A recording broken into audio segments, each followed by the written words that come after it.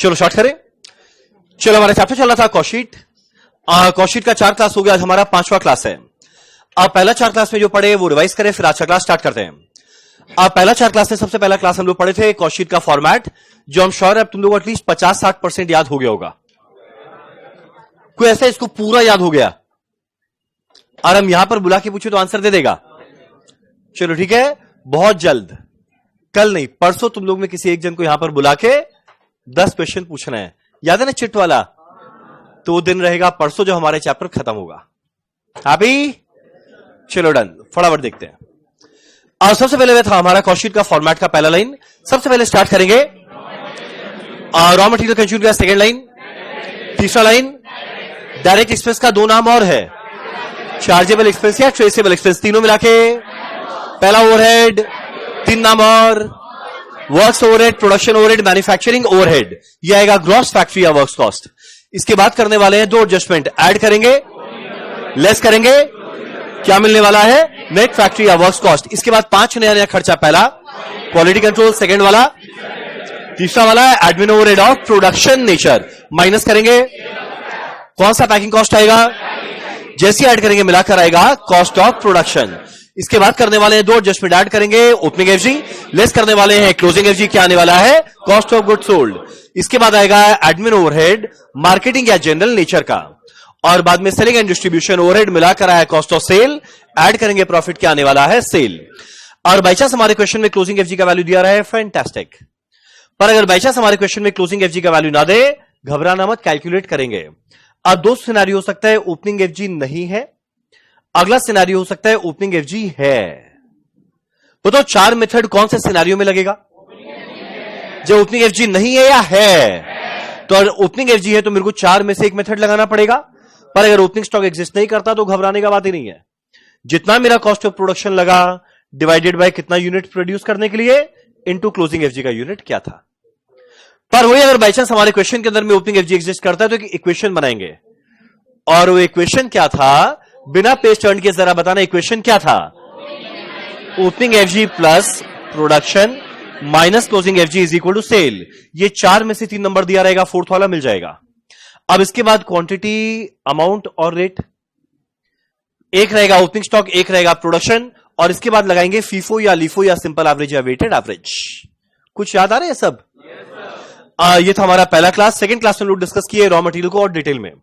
अब मेरा raw material direct material वो मटेरियल जो डायरेक्टली आइडेंटिफाई हो सकता है फिनिश गुड्स को देखते ही। अब जब परचेज का वैल्यू निकालेंगे बहुत सारा कॉस्ट जुड़ेगा, ठीक? क्या क्या जुड़ेगा इशारा करेगा, बताना। पहला कैरेज इनवर्ड या फ्रेट इनवर्ड या ट्रांसपोर्टेशन, रास्ते में गुंडा गुंडी, रास्ते में ये मिली ये मिली ये मिली, and other taxes and duty, जिसका रिफंड आएगा या नहीं आएगा? जिसका रिफंड आ गया खर्चा थोड़ी ना, जिसका रिफंड नहीं आया वही मेरा खर्चा रहेगा।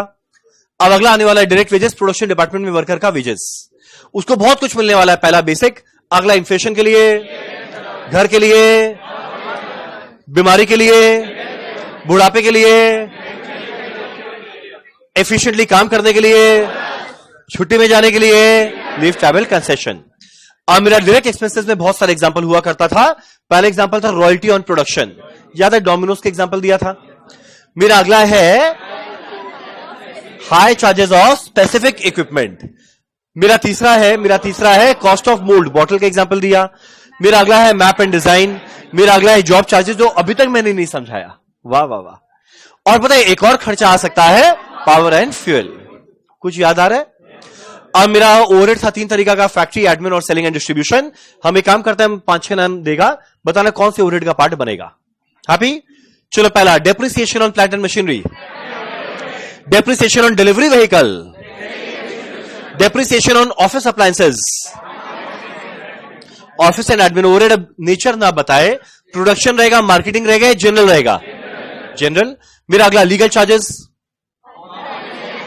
मेरा अगला ऑडिट फीस, मेरा अगला डायरेक्टर का रेम्यूनरेशन, मेरा अगला प्रोडक्शन डायरेक्टर का remuneration, office and admin overhead कौन से नेचर का? प्रोडक्शन। डन। अब अगला बताना, stores and spare part, coolants and lubricants, salesman का सैलरी, इंडस्ट्रियल एग्जीबिशन, फैक्ट्री का रेंट, मटेरियल हैंडलिंग कॉस्ट। क्या बात है, क्या बात है, क्या बात है। एक बात हमको एकदम अच्छा लग रहा है, तुम लोग डेली घर जाके रिवाइज कर रहे हैं, 100% कर रहे हैं। अच्छा, अभी हम जितना चीज रिवाइज कराया, कितने लोग को 90% चीज याद था? और सही से बताना, तुम लोग में कितने लोग घर जाके डेली रिवाइज किया है? खाली इतने लोग? भाई तुम लोग मेरे को प्रॉमिस किया था 15 मिनट डेली घर जाके पड़ेगा। ठीक, चलो एनीवेज, ये हुआ लास्ट यहां तक। अब इसके बाद हम लोग एक और चीज पढ़े थे कल, कन्वर्जन कॉस्ट। मेरा कन्वर्जन कॉस्ट बताओ, कन्वर्जन कॉस्ट में वो सारा कॉस्ट आएगा जो क्या चीज को क्या चीज में कन्वर्ट करने के लिए लगेगा। रॉ मटेरियल को एचजी में कन्वर्ट करने के लिए दो चीज चाहिए, एक मशीन को चलाने वाला आदमी। बताना, मशीन रिलेटेड सारा खर्चा और मशीन को चलाने वाले वर्कर का वेजेस, और अगर बाई चांस क्वेश्चन में डायरेक्ट एक्सपेंस रहा वो भी आएगा। चलो डन, स्टार्ट करते हैं आज का क्लास। हेडिंग लिखा, items to be excluded from cost sheet. बस हमारा आज आखिरी दो शब्द रहेगा कॉस्ट शीट का, और आज का क्लास, कल का क्लास, परसों का क्लास ओनली क्वेश्चन प्रैक्टिस करना है। Happy guys, happy happy happy. Sir कोई मेथड ना बताए तो क्या करे? जो मन चाहे कर, पर बेटर होता है फीफो या वेटेड एवरेज में करना। चलो भैया, अब अगला लिखते हैं, items to be excluded from cost sheet.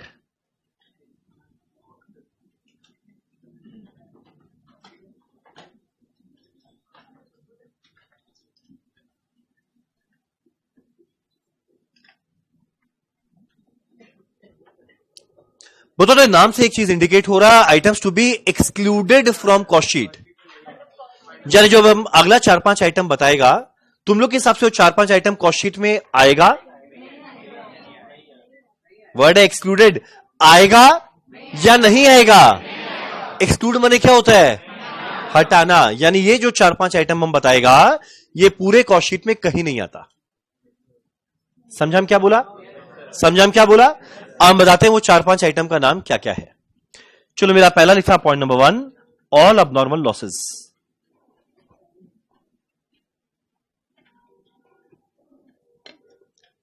और कोई भी अबनॉर्मल लॉस है वो हमारे कभी भी कॉस्ट शीट का पार्ट नहीं बनेगा। क्यों नहीं बनेगा ये हम बताएगा। पहले हम बता रहे क्या क्या नहीं बनेगा, फिर हम बताएगा क्यों नहीं बनेगा। ठीक, कोई भी अगर बाई चांस हमारे क्वेश्चन में अबनॉर्मल लॉस दिया रहे, भूल से भी कॉस्ट शीट का पार्ट मत बनाना। यहां खाली नॉर्मल खर्चा आता है। मेरा अगला आने वाला है point number 2, bad debt, comma पीबीडीडी।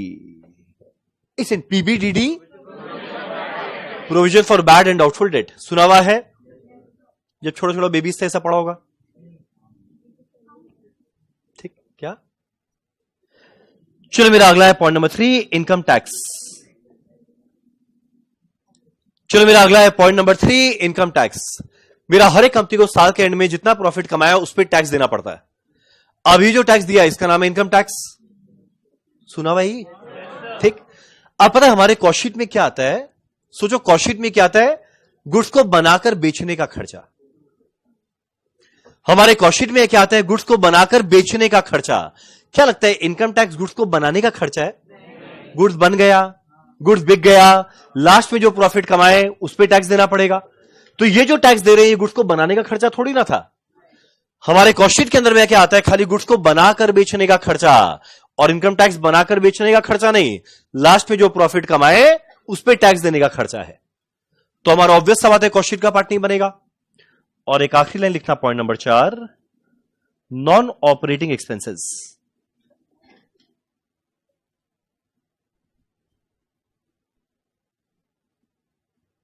Example देखो, नाम है नॉन ऑपरेटिंग एक्सपेंसेस। कोई बताएगा नॉन ऑपरेटिंग मतलब क्या? जो मेरा डे टू डे ऑपरेशन या डे टू डे बिजनेस में नहीं लगता। आप सोचो ना, मान लो हमारा सिगरेट कंपनी, उसका डे टू डे बिजनेस का काम क्या है? सिगरेट बनाकर बेचना। तो सिगरेट को बनाने में जितना खर्चा लगेगा या सिगरेट को बेचने में जितना खर्चा लगेगा वो मेरा ऑपरेटिंग खर्चा है। सिगरेट को बनाने में टोबैको फिल्टर और सिगरेट पेपर लगा, ऑपरेटिंग खर्चा। सिगरेट को बनाने वाला वर्कर का वेजेस, ऑपरेटिंग खर्चा। सिगरेट को बेचने के लिए हेड ऑफिस लगेगा, डिसीजन लेने के लिए, बेचने के लिए सेल्समैन लगेगा, बेचने के लिए डिलीवरी व्हीकल का आदमी लगेगा, डे टू डे खर्चा। पर एक बात बताते हैं, ये इंडिया है, और इंडिया में अगर बाई चांस एक कंपनी को आराम से शांति से बिजनेस करना है, उसको डे टू डे ऑपरेशन के अलावा बाकी बहुत खर्चा करना पड़ता है शांति के लिए, शांति के लिए। तुम बोलेगा ये कौन सा खर्चा का बात कर रहे हैं? थोड़ा ना चाय पानी का खर्चा करना पड़ता है। तुम बोलेगा किसको चाय पानी करवाना है? हम भैया हम नाम नहीं ले रहे, यूट्यूब में जा रहे हैं, हमको नहीं पता, हमको नहीं पता। ठीक, हाँ जाएगा जाएगा, आज वाला जाएगा। ठीक, अब ये इंडिया में ना बहुत खर्चा करना पड़ता है। अब जो भी खर्चा करते हैं ना, लास्ट में हम लोग उसका नाम दे देते हैं डोनेशन। अब तुम लोग बताओ, एग्जांपल है, डोनेशन किसको दिया जा रहा है? किसी का नाम नहीं लेगा। डोनेशन देना पड़ता है पॉलिटिकल पार्टीज को। मैं नाम नहीं लूंगा, मैं नाम नहीं लूंगा। अब पता होता क्या है, डोनेशन देना पड़ता है पॉलिटिकल पार्टी को। तुम लोग बताओ, ये जो डोनेशन दिया गया, ये क्या मेरा डे टू डे बिजनेस है कि भाई यहां एक काम करेंगे, डोनेशन बांटेंगे, बहुत दिनों में डोनेशन बांटेंगे? मेरा बिजनेस क्या है? सिगरेट को बनाकर बेचना, तो वो खर्चा ऑपरेटिंग खर्चा है। अब इसके अलावा बाकी कोई भी खर्चा लग रहा है हमारे कंपनी में जिसका डायरेक्टली ऑपरेशन से लेना देना नहीं, वो मेरा है नॉन ऑपरेटिंग। अब हमारा कॉस्ट में क्या बताया, खाली वो खर्चा आएगा जो गुड्स को बनाकर बेचने का खर्चा है। डोनेशन गुड्स को बनाने का खर्चा थोड़ी है, पर खर्चा तो लगा। तो क्वेश्चन उठता है क्या ये कॉस्ट शीट का पार्ट बनेगा? आंसर है नहीं। तो इसका एग्जांपल क्या है? मान लो डोनेशन।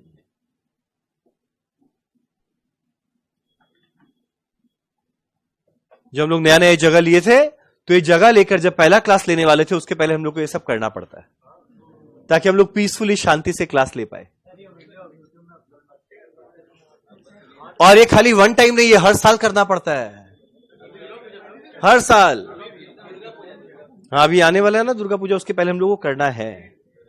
और ये मत सोचना 1000, 2000, 5000, 10,000 में काम होता है। हम आगे ज्यादा कुछ बोलेंगे नहीं। चलो हैप्पी हैप्पी हैप्पी। चलो मेरा डोनेशन पेड। अगला बैंक चार्जेस, या sorry cash discount, cash discount.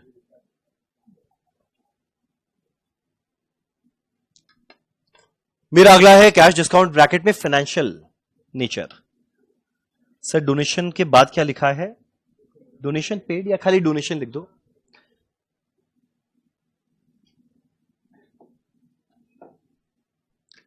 मेरा अगला है कैश डिस्काउंट। तुम लोगों को आइडिया है डिस्काउंट होता है दो तरीका का, एक होता है ट्रेड डिस्काउंट, एक होता है कैश डिस्काउंट। बताओ ट्रेड डिस्काउंट क्या चीज के लिए? ट्रेड डिस्काउंट क्या चीज के लिए? और बल्क परचेज करते हैं तो हमारा सप्लायर ट्रेड डिस्काउंट देता है। ये तुम लोग भी मांगता होगा, कभी जाके बहुत सारी चीज परचेज करता है तो बोलता भैया डिस्काउंट नहीं देंगे। स्पेशली लेडीज लोग का ये बहुत अच्छा नेगोशिएशन स्किल्स होता है। हाँ नहीं सही में। और बाई चांस जाए ना, जाके एग्जाम्पल है कहीं पे 5-6 आइटम ले लिया, भैया डिस्काउंट नहीं देंगे। और हटाओ, स्टूडेंट लोग आके बोलते हैं हम लोग 5 लोग आए, डिस्काउंट नहीं देंगे। भाई एकदम लहराते हुए बोलता है लोग। देना चाहिए, ठीक है। तो देखो ट्रेड डिस्काउंट दिया जाता है बल्क परचेज करने पे, वो मेरा डे टू डे बिजनेस का पार्ट बनेगा। अब एक होता है कैश डिस्काउंट। बताओ कैश डिस्काउंट क्या चीज के लिए होता है? जल्दी पेमेंट करने के लिए।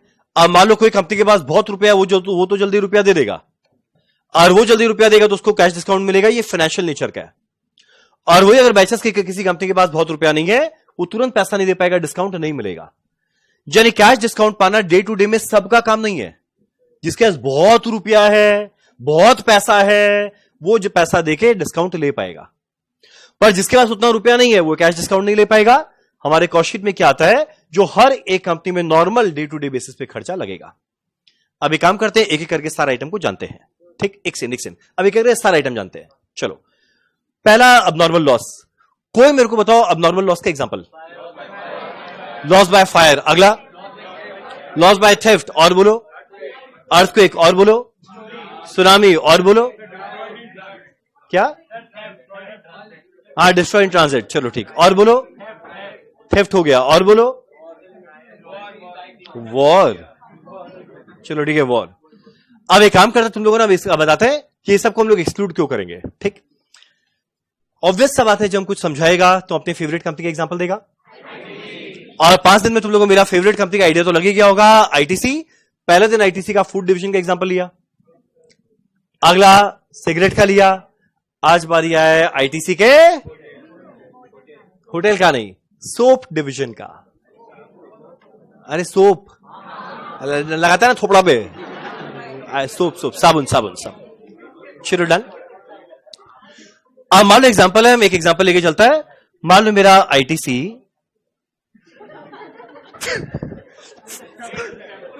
हमारा थोपड़ा में लगाता, बोलता अच्छा शैम्पू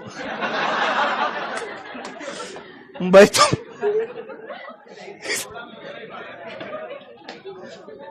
आया बीएड के लिए शैम्पू। चलो ठीक है, अब मान लो एग्जांपल दे रहे हैं, हमारा आईटीसी पिछले साल में ना, सिंपल रखते हैं नंबर, सिंपल रखते हैं। मान लो हमारा आईटीसी पिछले साल में 1000 साबुन बनाया, हैप्पी हैप्पी। और मान लो जो 1000 साबुन बनाया उसके लिए डायरेक्ट मटेरियल लगा, डायरेक्ट वेजेस लगा, डायरेक्ट एक्सपेंस लगा, फैक्ट्री ओवरहेड लगा, मान लो सब मिला जुलाकर खर्चा लगा है 1 लाख, हैप्पी। अब मान लो एक आईटीसी का एक और कॉम्पिटिटर है, बताओ आईटीसी का सोप में कॉम्पिटिटर कौन बनेगा? हिंदुस्तान यूनिलीवर, एचयूएल बनेगा। मान लो हमारा एचयूएल भी क्या किया, 1000 साबुन बनाया, और मान लो बनाने के लिए खर्चा क्या लगा, 97,000, ठीक है। आईटीसी में 1 लाख लगा, एचयूएल में 97,000 लगा, दोनों का नॉर्मल खर्चा। अब मान लो पिछले साल ना आईटीसी के अंदर में कोई झमेला नहीं हुआ, पर मान लो हमारे एचयूएल के फैक्ट्री के अंदर में आग लग गया, एक फैक्ट्री में आग लग गया, एक फैक्ट्री में सुनामी आ गया, एक फैक्ट्री में अर्थक्वेक हो गया, एक फैक्ट्री में चोरनी आ गई, झमेला खत्म। अब तुम लोग ये जो 4-5 एग्जांपल दिए, ये सारा नॉर्मल है या अब नॉर्मल है? ऑब्वियसली अब नॉर्मल। भाई आग लगना नॉर्मल थोड़ी होता है, या थोड़ी बोला बहुत दिन से छोड़ दिया यार। तो ये सारा का सारा जो एग्जांपल दिए, ये सारा क्या है, अब नॉर्मल। अब मान लो ये सारा खर्चा आईटीसी में नहीं एचयूएल में लगा, और मान लो सारे अब नॉर्मल चीज को अपने कॉस्ट शीट में डाल दे। मान लो एचयूएल ये सारा अब नॉर्मल चीज को कॉस्ट शीट में डाल दे, तो भैया अब नॉर्मल लॉस आईटीसी में तो कछु नहीं था, और मान लो हमारे एचयूएल में सारा उल्टा सीधा खर्चा मिला के लगा 1,50,000। अगर मान लो कॉस्ट शीट में डाल दे तो बताए टोटल कॉस्ट आएगा 1 लाख, यहां पर आएगा 2,47,000। मानते हो? भाई बोलो ना, बोलो ना। अगर बाई चांस ये निकाले कॉस्ट पर सोप क्या लगा, तो 1 लाख रुपया लगा 1000 साबुन के लिए, तो 100 रुपए एक का। यहां 2,47,000 लगा 1000 साबुन के लिए, एक का लगा 247। अब ऑब्वियस बात है कॉस्ट में एक इंसान प्रॉफिट जोड़ेगा। मान लो ये जोड़ा 20 रुपया, ये जोड़ा 20 रुपया, तो पता है सेलिंग प्राइस पर सोप आया, यहां पर आया 120, यहां पर आया 267। ठीक, सुनो ना, कोई एक तो कोई पेंसिल दो ना। अच्छा हाँ, कल किसी का था। ठीक, अब मान लो हुआ क्या, दोनों का साबुन पहुंच गया बाजार में, और मान लो इनका इच्छा हुआ कि आज हम साबुन से नहाएंगे। तुम क्यों खुश हो रहे हैं साबुन से नहाएगा? बड़ा प्रॉब्लम है तुम्हें। ठीक, अब मान लो ये आया, और मान लो मेरा ना किराने का शॉप है, ये आया मेरे पास, आके मेरे को बोलता है मिस्टर रंजन। हम बोला बोलिए। या नहीं, किराने का दुकान है ना। बोलो रंजन भैया। हम बोला हाँ बोलो। बोला मुझे एक साबुन चाहिए। हम बोला मिलेगा ना। बोला बताइए साबुन कौन कौन सा आपके पास? हम बोला देखिए बहुत सुंदर सा आईटीसी का साबुन। बोला कितने का है? हम बोला 120 का। बोला और कोई साबुन? हम बोला एक और गंदा सा साबुन है एचयूएल का, देख लो। बोला ये कितने का है? हम बोला 267 रुपए का। हिंदी आया नहीं। 267, सॉरी क्या बात है, अभी भी अच्छा वो दिमाग से निकल गया। ठीक, अब मालूम इसको बोला देख ये हमारा आईटीसी का साबुन 120 का, और ये एचयूएल का साबुन 267 का। ठीक, अब एक बात बताओ, 2 मिनट के लिए इमेजिन करो तुम लोग सब रैशनल इंसान है। Very difficult to imagine. अब 2 मिनट के लिए इमेजिन करो तुम लोग सब रैशनल इंसान है। एज ए रैशनल इंसान तुम लोग 120 रुपए का साबुन लेना चाहेगा या 267 का लेना चाहेगा? आईटीसी का लेगा या एचयूएल का लेगा? हाँ, एक सेकंड, आईटीसी का लेगा या एचयूएल का लेगा? भाई पगला है क्या? अरे आईटीसी 120 का है, आईटीसी सुंदर सा आईटीसी। ये एचयूएल 267 रुपीज का है, तुम लोग क्या लेगा? भाई मजाक मत करो ना, मेरा कंसेप्ट पलट जाएगा पूरा। जो समझाना उल्टा समझ के चला जाएगा। अच्छा तुम लोग हटाओ, तुम लोग मिडिल रो, आप बताइए आईटीसी या एचयूएल? आईटीसी। रैशनल ठीक, क्या बोल रहे हैं? ठीक, कौन सा लेना चाहेंगे? आईटीसी। आप कुछ लोग बोलेगा नहीं हम तो एक्चुअल का लेंगे, जो ज्यादा महंगा उसका क्वालिटी उतना अच्छा। पता है कुछ गवार लोग का ये परसेप्शन रहता है जो जितना महंगा वो उतना अच्छा। तुम लोग बताओ ये जो महंगा हुआ था ये क्वालिटी की वजह से महंगा हुआ या किस वजह से हुआ? भैया ये अबनॉर्मल लॉस को इंक्लूड कर दिया, इस वजह से महंगा हुआ। और ये अबनॉर्मल लॉस को इंक्लूड नहीं करते तो इसका वैल्यू था 97,000, है ना? मेरा कॉस्ट पर सोप कितना था? 97,000 डिवाइडेड बाय 1000, 97। प्रॉफिट जोड़ता 20 रुपया कितना आता है? 117। यानी पता है आईटीसी था 120 का, हर चीज नॉर्मल रहता तो एक्चुअल रहता 117 का, तब तो देखो मार्केट में बिकने लायक है। पर अगर बाई चांस आईटीसी के अंदर में कोई अबनॉर्मल लॉस हो और वो अपने कॉस्ट शीट में इसको ऐड कर दे जिससे सेलिंग प्राइस बढ़ गया, तो क्या लगता है कोई भी कस्टमर उसका सोप खरीदेगा? कोई नहीं खरीदेगा। तो यही कारण है हमारे कंपनी अपने कॉस्ट शीट में खाली उसी को इंक्लूड करता है जो सारा का सारा नॉर्मल कॉस्ट रहे। और हटाओ एग्जांपल देते अपना, भगवान न करे ऐसा हो, पर मान लो यहां पे कभी आग लग जाए तो मेरा नुकसान होगा। अब मान लो जितना भी नुकसान हो हम क्या करेगा, अगले टर्म के फीस में जोड़ दे। एग्जांपल दे रहे हैं, जो मेरा नॉर्मल लॉस हुआ अगले टर्म के फीस में जोड़ दे, तो अभी जो फीस है वो सारा फीस 20-30 हजार रुपया पर स्टूडेंट बढ़ जाएगा। क्या लगता है कोई आएगा? क्या लगता है कोई आएगा? यही चीज उल्टा बोलेगा, यही चीज तो आएगा। हाँ अभी 30,000 दे, पहले 30,000 दे, 30,000 दो।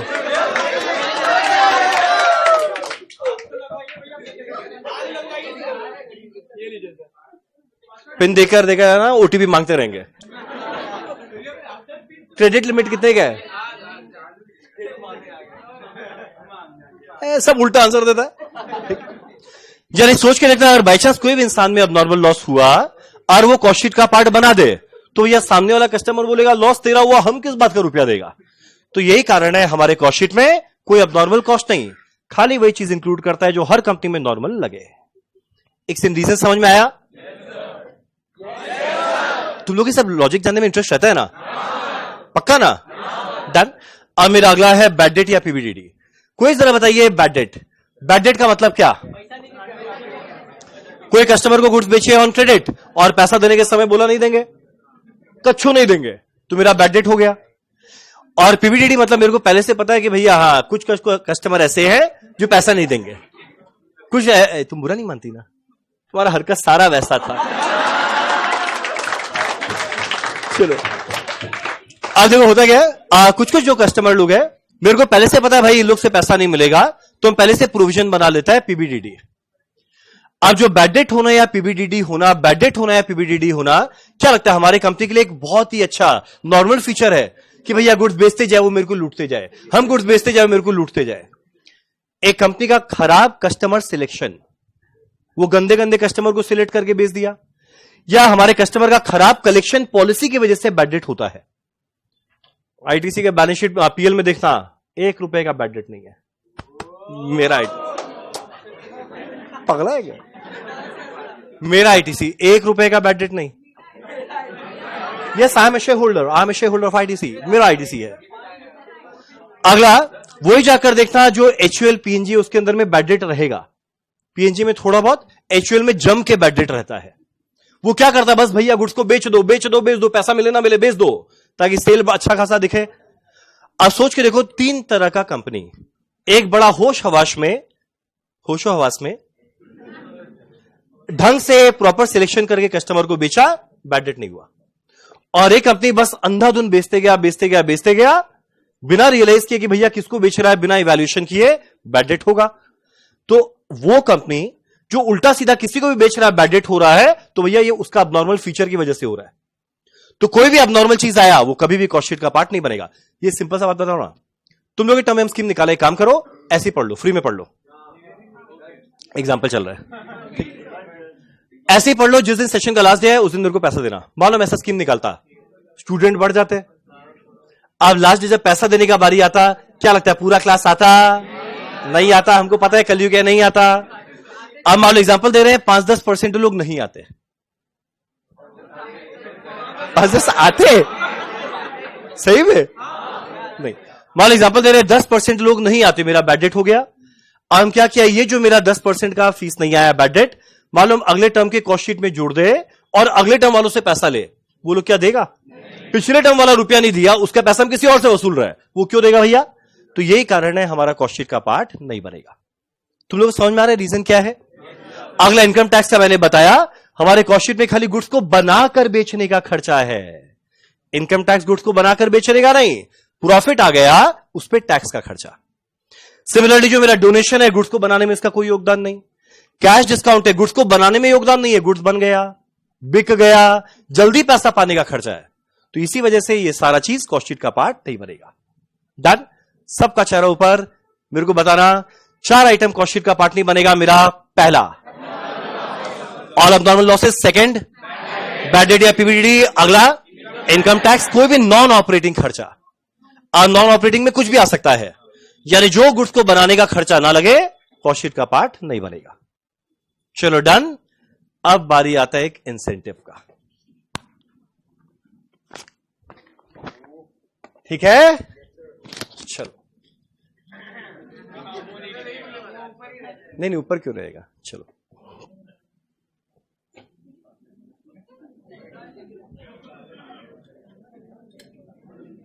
चलो डन। अब सुनो सुनो, अब तुम लोग से मैं क्वेश्चन पूछ रहा है, बुद्धि लगा के आंसर देना, पूरा बुद्धि, ठीक है? ढंग से सुनना।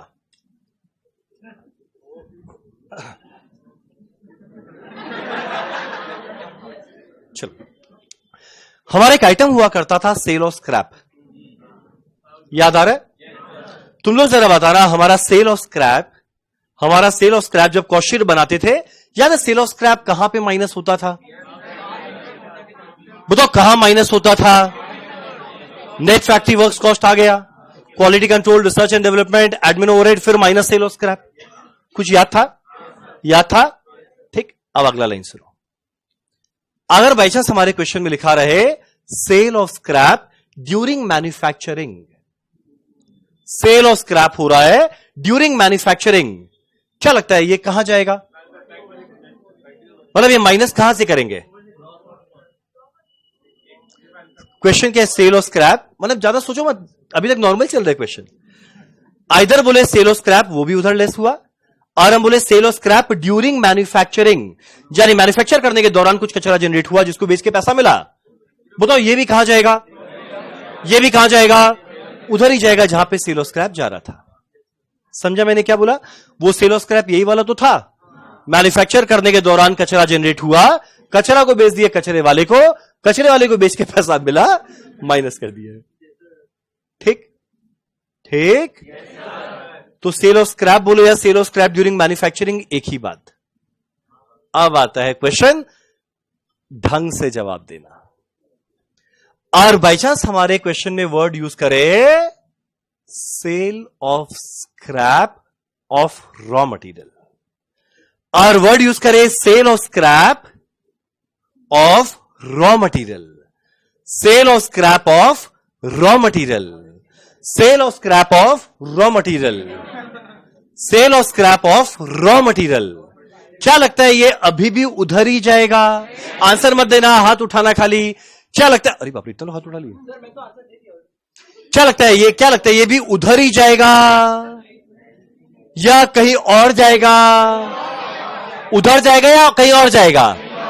और कहीं और कहां जाएगा? इसका जवाब देने वाले हैं रीजन के साथ, रीजन के साथ। ओहो, मिडिल रोज को एक्चुअली एक भी इंसेंटिव नहीं मिला है। आप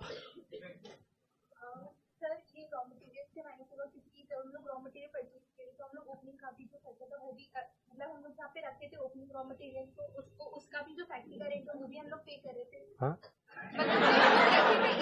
हाँ हाँ हाँ, उसका भी रेंट तो जो भी हम लोग का जब रॉ मटेरियल खराब हुआ, मतलब जो भी खराब हुआ, तो उसको हम लोग उससे माइनस करते क्योंकि उसका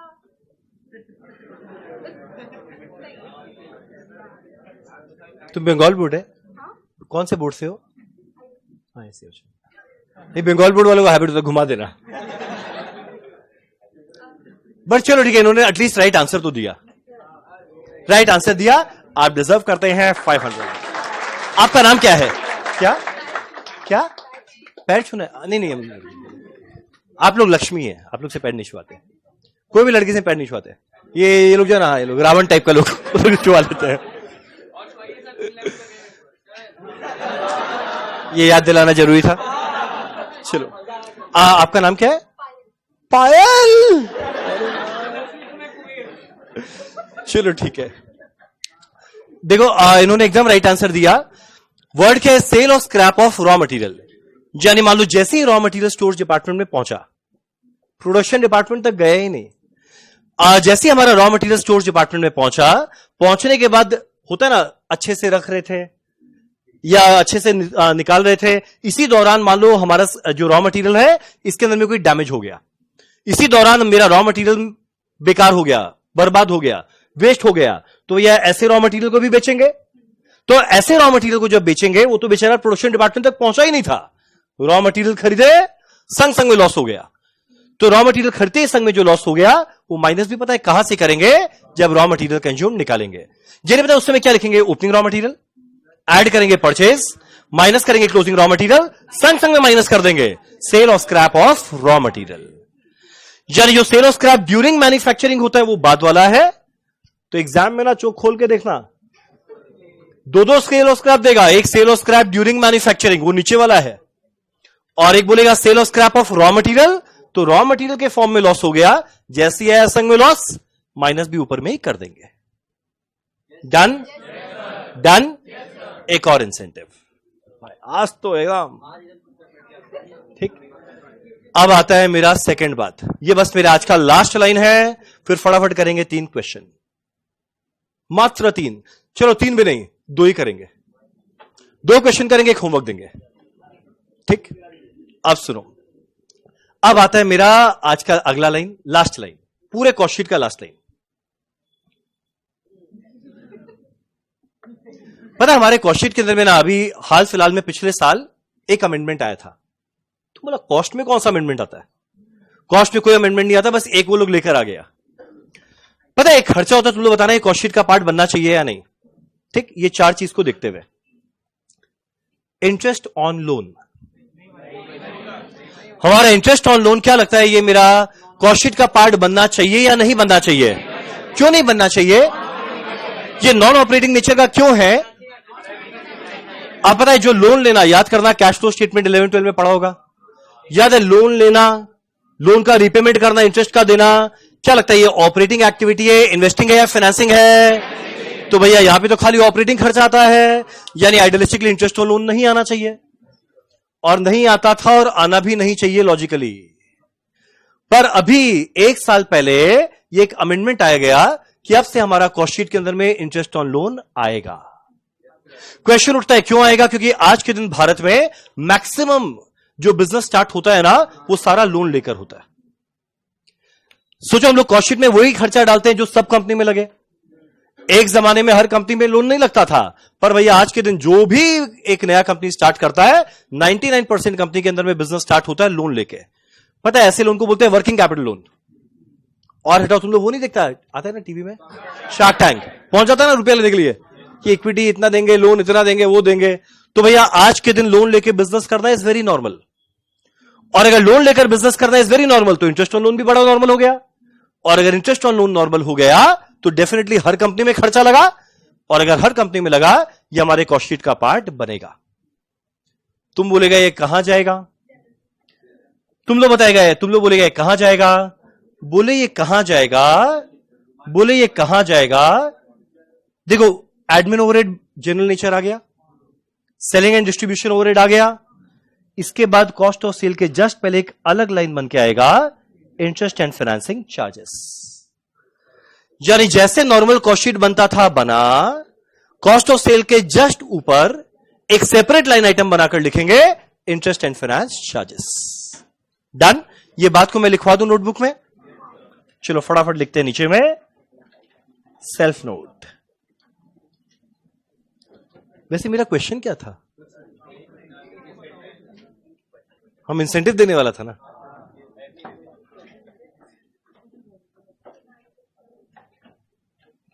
चलिए यहां लिखते हैं सेल्फ नोट। सबसे पहले point number 1, sale of scrap वाला लिखवाता है। अब इधर एग्जाम में वर्ड यूज करे सेल ऑफ स्क्रैप। या बोले sale of scrap during manufacturing.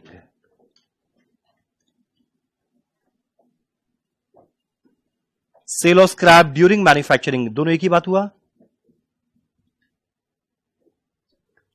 Either exam में वर्ड यूज करे खाली सेल ऑफ स्क्रैप या वर्ड यूज करे sale of scrap during manufacturing, दोनों एक ही चीज है। और याद है कहां से लेस करते थे? Deduct after networks cost. याद है नेटवर्क्स कॉस्ट आया quality control, research and development, admin overhead, production nature minus sale of scrap. तो आइदर वर्ड यूज करे सेल ऑफ स्क्रैप या बोले sale of scrap during manufacturing, एक ही बात है। पर अगर बोले sale of scrap of raw material, पर अगर बाई चांस बोले sale of scrap of raw material, यानी रॉ मटेरियल आया उसी फॉर्म में बेकार हो गया, उसी फॉर्म में बेचे, तो भैया मैन्युफैक्चरिंग तक तो पहुंचा ही नहीं है, स्टोर्स डिपार्टमेंट में पहुंचा, वहीं पे खराब हो गया। ये कहां से लेस करने वाले हैं? Deduct while computing raw material consumed.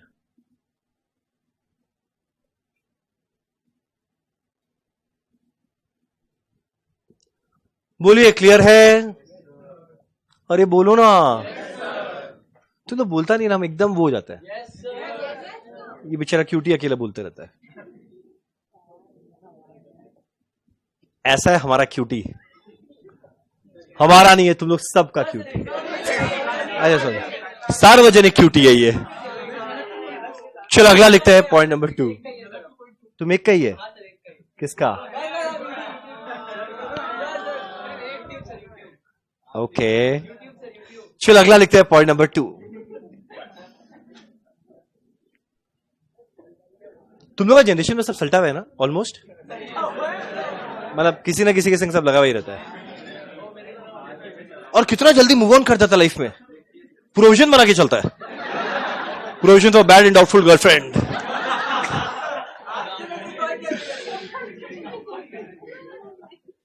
चलो इंटरेस्ट इन फाइनेंसिंग चार्जेस। वही अगर बाई चांस हमारे क्वेश्चन में इंटरेस्ट इन फाइनेंसिंग चार्जेस रहे, ये इंटरेस्ट और लोन रहे, तो एक जमाने में कॉस्ट शीट का पार्ट नहीं होता था, पर आज के जमाने में कॉस्ट शीट का पार्ट बनेगा। और ये कहां दिखाएंगे? जस्ट कॉस्ट ऑफ सेल के ऊपर। सीओजीएस आया, admin overhead, general marketing nature आया, सेलिंग एंड डिस्ट्रीब्यूशन आया, फिर एक सेपरेट लाइन आइटम बोल के दिखाएंगे इंटरेस्ट ऑन लोन। डन। चलो यहां लिखते हैं, will be disclosed as a separate line item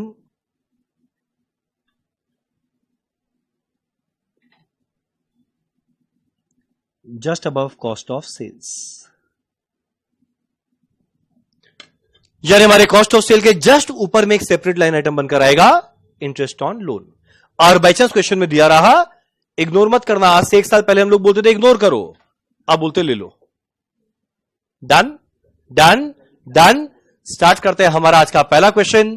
question number कौन सा? 13 करना है? नहीं 4 होमवर्क होगा। कैसे पता चला 13 करना है? ओ हम भाई कैसे पता चलता है? चलो स्टार्ट करते हैं हमारा आज का पहला क्वेश्चन, क्वेश्चन नंबर 13। उसके बाद करेंगे आज का आखिरी क्वेश्चन। तो बोला वाह आज तो क्लास बहुत जल्दी खत्म हो जाएगा, बहुत ही जल्दी होगा, मजा ही आ गया। फटाफट स्टार्ट करते हैं हमारा आज का पहला क्वेश्चन, क्वेश्चन नंबर 13 पढ़ेंगे साथ में, डिस्कस करेंगे साथ में, शुरुआत करेंगे साथ में, अंजाम देना अपने आप। चलो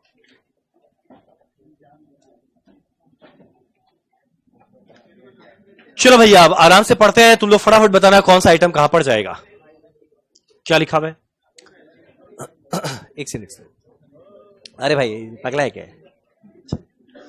from the following particulars you are required to prepare monthly cost sheet of Aditya industries. Cost sheet बनाना आदित्य इंडस्ट्रीज का। अब देख मेरा ओपनिंग स्टॉक दिया हुआ है रॉ मटेरियल WIPFG, नो झमेला, ओपनिंग वाला पता है कहां कहां जाता है। मेरा क्लोजिंग स्टॉक दिया हुआ है रॉ मटेरियल WIPFG, और देख FG का वैल्यू नहीं दिया हुआ है, पर घबराने का क्या है, हम लोगों को पता है कैलकुलेशन कैसे करना है। अब आगे दिया हुआ है रॉ मटेरियल परचेस्ड, क्या निकालने में काम आएगा? Raw material consumed. अब हम चाहेगा ना अगला लाइन का कोई एक आंसर दो। GST paid on raw material purchased bracket में आईटीसी अवेलेबल। पहले बताओ आईटीसी का फुल फॉर्म क्या? इनपुट टैक्स क्रेडिट अवेलेबल है। इनपुट यानी रॉ मटेरियल पे जो टैक्स दिया गया उसका क्रेडिट यानी रिफंड अवेलेबल है। तो रॉ मटेरियल पे जो टैक्स दिया उसका रिफंड मिल रहा है, उसका रिफंड मिल रहा है। क्या लगता है मेरा खर्चा का पार्ट बनेगा या नहीं बनेगा? अगर रिफंड नहीं मिलता तो मेरा खर्चा था, पर अगर रिफंड मिल गया तो मेरा खर्चा नहीं है। तो अगर खर्चा नहीं है तो ध्यान देना इसको कॉस्ट का पार्ट मत बनाना। तुम लोग मत काटना, नीचे नोट में देंगे सिंस इसका रिफंड मिला कॉस्ट का पार्ट नहीं बना। बोलो क्लियर है वाला बात? मेरा अगला है wages paid to production worker. Production department में वर्कर का वेजेस है, कौन सा रहेगा? डायरेक्ट वेजेस, मानते हो? मेरा अगला है expenses paid for utilities. Utilities का एक और नाम पावर एंड फ्यूल होता है, तो इधर पावर एंड फ्यूल बोलो या यूटिलिटीज, दोनों चलेगा। अब एक मिनट, पावर एंड फ्यूल का एक खासियत था वो इधर उधर भी हो सकता है या इधर भी हो सकता है। इधर ये डायरेक्ट एक्सपेंस में भी जा सकता है, ये अज्यूम करते हुए ट्रेसेबल है, या फिर ये फैक्ट्री ओवरहेड में भी जा सकता है अज्यूम करते हुए नॉट ट्रेसेबल है। दोनों में जो मन चाहे करना, दोनों एब्सोल्युटली करेक्ट है, पर जो भी मन चाहे करना नीचे नोट देना, नोट जरूर देना, दोनों एकदम करेक्ट है। ठीक, तुम लोग क्या करना चाहेगा? ऑफिस एडमिन का आइदर डायरेक्ट एक्सपेंस है या फैक्ट्री ओवरहेड, कहां कहीं पे भी ले लो, बोलो हम लोग नीचे नोट दे देंगे। कहां लेना चाहेगा? लड़ना क्या, कहीं लो ना। चलो ठीक है, कुछ लोग बोले डायरेक्ट एक्सपेंस वो ले लेंगे पर नीचे नोट देंगे, पर अगर कोई फैक्ट्री ओवरहेड भी लिया चलेगा, एब्सोल्युटली करेक्ट है। हैप्पी? अब मेरा अगला है office and admin expenses paid. नाम खुद ही बता रहा है ऑफिस एंड एडमिन एक्सपेंस, पर नेचर नहीं बताया, ना प्रोडक्शन बोला ना मार्केटिंग बोला। बोलो क्या मानोगे? और जनरल मानोगे तो ऊपर जाएगा या नीचे जाएगा? चलो वेरी गुड।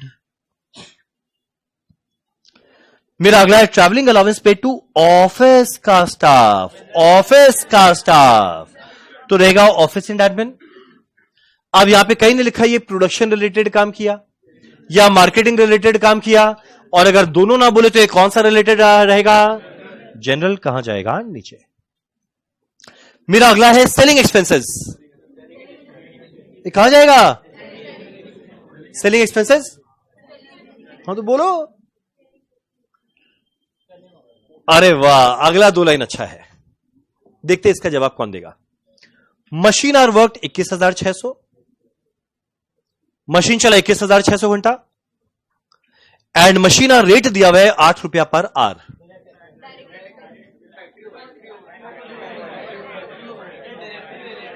कहां लिखा है? एक सेकंड, मशीन रिलेटेड सारा खर्चा कहां जाता है? फैक्ट्री ओवरहेड ना, वर्ड स्पेसिफिक बोले तब है डायरेक्ट एक्सपेंस। तो ये मेरा कहां जाने वाला है? Factory overhead. और कोई बताएगा इसका वैल्यू कितना आएगा? 1 करोड़ 21,600 घंटा चला, हर घंटे का 8, तो 21,600 इंटू 8 कितना आने वाला है? 172,800। मानते हो? कितना यूनिट बेचे दिया हुआ है, कितना यूनिट बनाया है दिया हुआ है, और प्रॉफिट कितना कमाना है दिया हुआ है। बनाना क्या है? Cost sheet. चलो हम चाहेंगे एक बार आप लोग स्वयं स्टार्ट करो अपने आप, और कहीं पे अटकेंगे तो संग में मिल लेंगे। ठीक, फटाफट स्टार्ट करना। हमारा आज का सेकंड आखिरी क्वेश्चन, क्वेश्चन नंबर 13 नंबर। क्या तेरा क्या मेरा?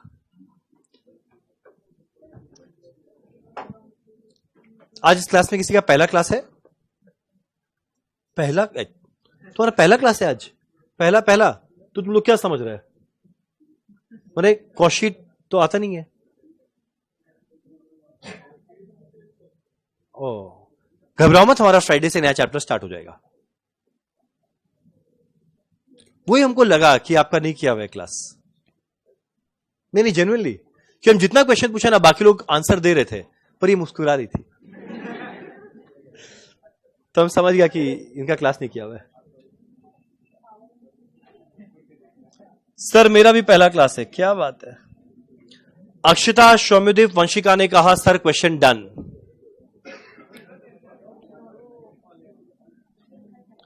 चलो फटाफट करते हैं क्वेश्चन 13। हमारी कंपनी का नाम है Aditya industries.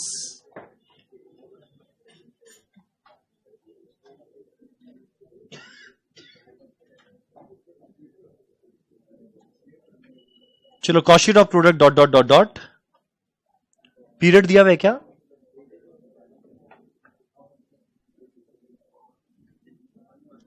For period dot dot dot dot. चलो डन।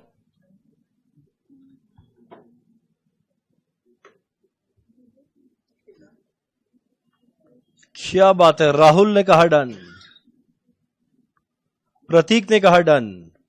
सर आईटीसी का क्या करेंगे? आईटीसी को इग्नोर करेंगे, कारण क्या? उसका रिफंड मिल रहा है। ये नहीं मानेंगे इसमें जुड़ा हुआ है, रहता ना तो ब्रैकेट में लिखता इंक्लूडिंग जीएसटी, वो अलग है, जीएसटी अलग है, तो दोनों सेपरेट अलग अलग लाइन आइटम है। और सिंस इसका रिफंड मिल गया, कॉस्ट का पार्ट नहीं बनेगा।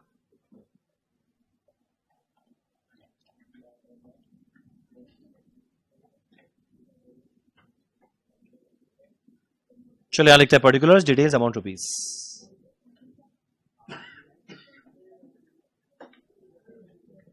चलो पहला लाइन रॉ मटेरियल कंज्यूम्ड।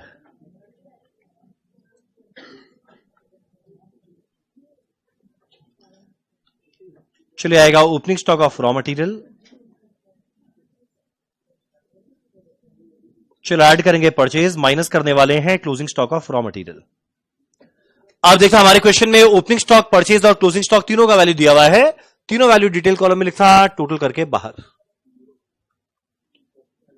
चलो देखिए ओपनिंग रॉ मटेरियल कहां है।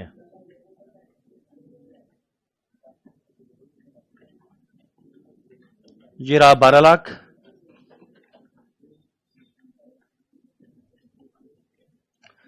मेरा रॉ मटेरियल परचेज दिया हुआ है 1 करोड़ 44 लाख। मेरा क्लोजिंग रॉ मटेरियल दिया हुआ है 14 लाख।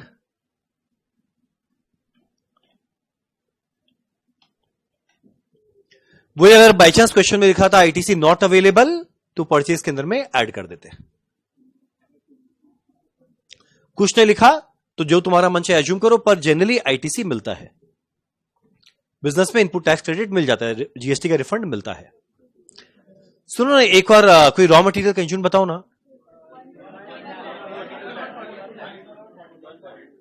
1 करोड़ 42 लाख, 1 करोड़ 42 लाख है ना। मूड नहीं लगाने का, इजी कैलकुलेशन के लिए कौन लगाता है। चलो मेरा हमारा क्वेश्चन का सेकंड लाइन आने वाला है डायरेक्ट वेजेस। अब जरा देखते हैं हमारे क्वेश्चन में डायरेक्ट वेजेस कितना दिया हुआ है। ये रहा वेजेस पे टू प्रोडक्शन वर्कर, तो वो वर्कर जो प्रोडक्शन कर रहा है उसके वेजेस को डायरेक्ट वेजेस कहते हैं। तो मेरा डायरेक्ट वेजेस कितना है? 36,64,000।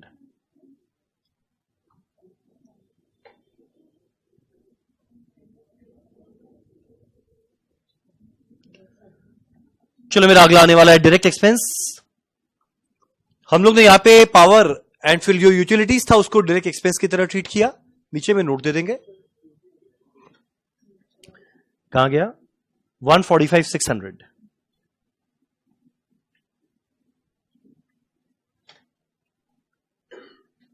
चलिए मिलाकर आने वाला है प्राइम कॉस्ट।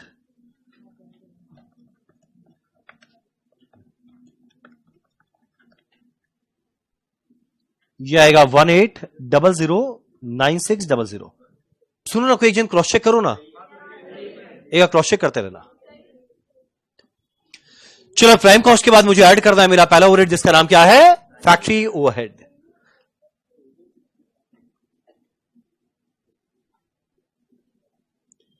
चलो भैया हमारा फैक्ट्री ओवरहेड के बारे में नीचे लिखा हुआ था कि मेरा मशीन चल रहा है 21,600 घंटा। मशीन रिलेटेड सारा खर्चा फैक्ट्री ओवरहेड। मेरा मशीन चला है 21,600 घंटा, और भैया हर घंटा खर्चा लगता है 8, तो 21,600 में 21,600 इंटू 8। ये तुम लोगों ने कैलकुलेट किया था, ये आया था 172,800। चलो ऐड करते हैं, क्या मिलेगा? ग्रॉस फैक्ट्री या वर्क्स कॉस्ट। चलेगा चलेगा चलेगा प्रतीक, बस नीचे नोट दे देना।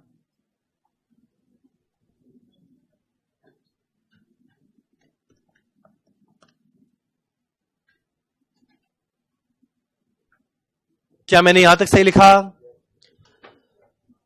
और मेरा ग्रॉस फैक्ट्री वर्क्स कॉस्ट की बात करने वाले हैं, दो एडजस्टमेंट ऐड करेंगे, ओपनिंग डब्ल्यूआईपी लेस करने वाले हैं क्लोजिंग डब्ल्यूआईपी।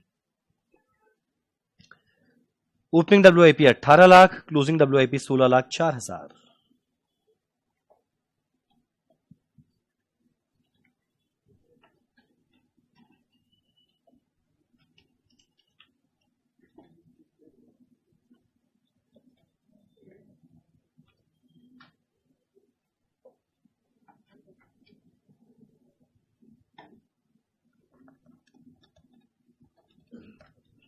ये 196 आएगा ना, चलो ऐड कर दिया जाएगा नेट फैक्ट्री या वर्क्स कॉस्ट।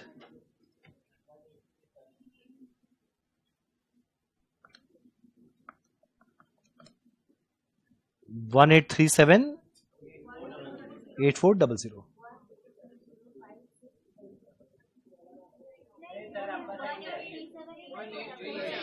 हम ये सही लिखा ना, ठीक। चलो इसके बाद आने वाला है 5 नया खर्चा। पहला क्वालिटी कंट्रोल कॉस्ट, नामो निशान नहीं। मेरा अगला है रिसर्च एंड डेवलपमेंट कॉस्ट, कहीं नहीं है। मेरा एडमिन ओवरहेड है तो सही, पर वो प्रोडक्शन नेचर नहीं, जनरल नेचर था। सेल ऑफ स्क्रैप कहीं नहीं है, और प्राइमरी पैकिंग कॉस्ट भी कहीं नहीं है। यानी शॉर्ट ये मिलाकर क्या बन जाएगा, कॉस्ट ऑफ प्रोडक्शन। मैंने सही लिखा। अब अगला करना है, दो एडजस्टमेंट ऐड करेंगे, ओपनिंग एफजी दिया हुआ है, माइनस करेंगे क्लोजिंग एफजी, जो नहीं दिया हुआ है निकालना है।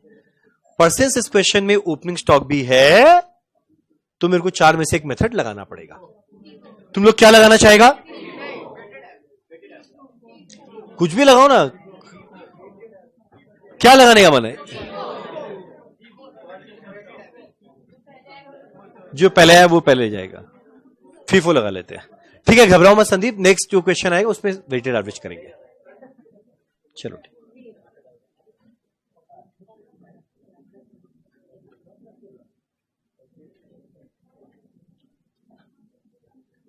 नहीं साक्षी, बेटर होता है अलग से दिखाना ग्रॉस और नेट।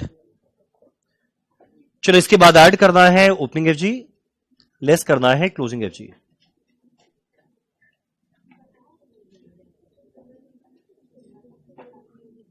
आप देखा हमारे क्वेश्चन में ओपनिंग एफजी दिया हुआ है 9,60,000। मेरा क्लोजिंग एफजी दिया हुआ नहीं है, कैलकुलेट करते हैं वर्किंग नोट में। ठीक है गाइस, ठीक है ठीक है ठीक है ठीक है ठीक है। अराउंड 7-8 लाइन छोड़ के फटाफट नीचे लिखते हैं वर्किंग नोट और कैलकुलेट करते हैं मेरा क्लोजिंग एफजी का वैल्यू क्या आएगा। आज जब भी क्लोजिंग एफजी का वैल्यू निकालना है, बस एक चीज देखना, ओपनिंग स्टॉक है या नहीं। और ओपनिंग स्टॉक नहीं रहता ना, तब तो लाइफ एकदम लॉलीपॉप था। सीधा जो कॉस्ट ऑफ प्रोडक्शन आया डिवाइडेड बाय जितना यूनिट बनाए पर यूनिट मिला इनटू क्लोजिंग एफजी। पर अगर ओपनिंग स्टॉक भी रहे, करंट ईयर का प्रोडक्शन भी रहे, यानी 2 तरह का स्टॉक हो गया, तो 4 में से एक मेथड लगाएंगे। तो क्वेश्चन में ओपनिंग भी है, करंट वाला प्रोडक्शन भी है, यानी 2 तरह का स्टॉक, तो 4 में से एक मेथड लगाना पड़ेगा। नीचे लिखते हैं वर्किंग नोट। तुम लोग को याद है वो पहले इक्वेशन बनाएंगे, वो इक्वेशन क्या हुआ करता था बताने वाली हैं आप। Sorry, very good. Opening FG plus production minus closing FG is equal to sale. इससे क्लोजिंग एफजी का यूनिट्स मिलेगा, हालांकि नहीं चले तब भी चल जाएगा।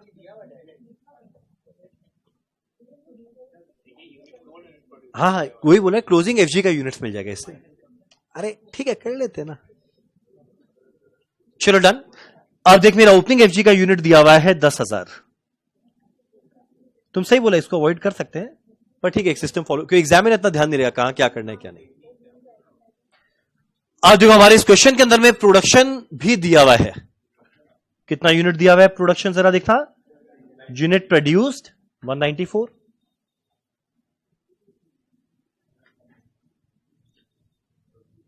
मेरा क्लोजिंग एफजी का यूनिट नहीं दिया हुआ है, सेल दिया हुआ है 1,60,000। तो मुझे क्लोजिंग एफजी का यूनिट मिल जाएगा। अगर तुम लोग कैलकुलेट करेगा तो मेरे हिसाब से क्लोजिंग एफजी का यूनिट कितना आएगा, 44,000। क्या मैंने सही कैलकुलेट किया? कैसे? ओपनिंग को कौन याद करेगा? अरे एम सही लिखा ना? ठीक। अब देखो मेरे पास दो तरह का स्टॉक है, एक ओपनिंग स्टॉक और एक करेंट ईयर वाला प्रोडक्शन। चलो अब एक काम करें, फटाफट क्वांटिटी वैल्यू रेट निकाले।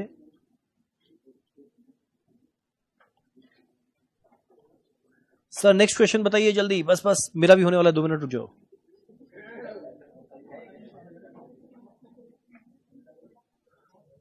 अब देख मेरा ओपनिंग एफजी का यूनिट भी दिया हुआ है, वैल्यू भी दिया हुआ है, रेट मिल जाएगा।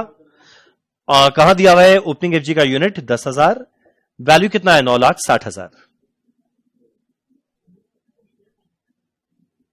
क्या हमको कोई रेट बताएगा? 96 पर यूनिट। मेरा ओपनिंग एफजी 10,000 यूनिट था, जिसका वैल्यू 9,60,000 था, डिवाइड करके रेट मिल गया। अब करंट ईयर में कितना यूनिट प्रोड्यूस किए, क्वेश्चन बेचारा बता दिया था।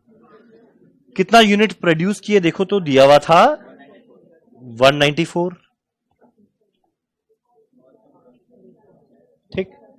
अब जितना भी यूनिट प्रोड्यूस किए, इसको प्रोड्यूस करने का खर्चा क्या लगा बताओ? यहां पे कौन सा वैल्यू लिखेंगे? Cost of production. प्रोड्यूस करने का खर्चा क्या लगा? कॉस्ट शीट में कॉस्ट ऑफ प्रोडक्शन है, और कॉस्ट ऑफ प्रोडक्शन कितना था? 18378400 18378400 18378400 डिवाइडेड बाय 1,94,000। ये रेट आने वाला है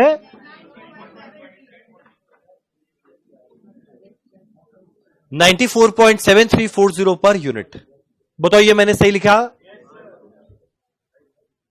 कुछ याद आ रहा है? सब कुछ किया करते थे, कॉस्ट के क्लास 2 में भी था, कॉस्ट के क्लास 3 में भी था। जो लोग रिवाइज किए उन लोगों को ध्यान आ रहा होगा सब।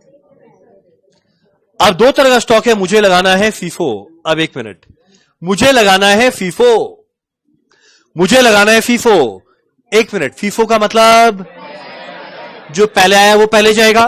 तुम लोग बताओ इन दोनों में पहले कौन सा आया था? इन दोनों में पहले कौन सा आया था? ओपनिंग का 10,000 तो पहले वो जाएगा। देखो मैंने बेचा कितना? 1,60,000। मैंने बेचा 1,60,000, तो सबसे पहले 10,000 ये वाला गया, 1,60,000 में 10,000 ये वाला गया, बाकी कितना बचा? 150 जो इधर से जाएगा। तो और इसमें से 150 निकल गया तो बचेगा कितना? 44,000। कौन से रेट पे? इस रेट पे। याद आ रहा है?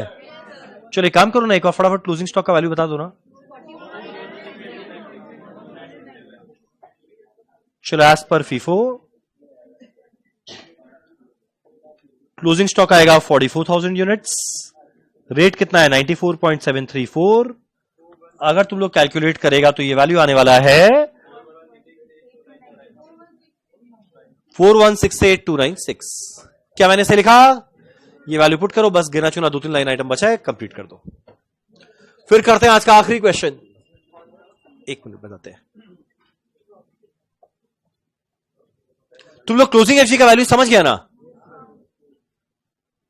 पक्का पक्का पक्का? चलो यार 4168,296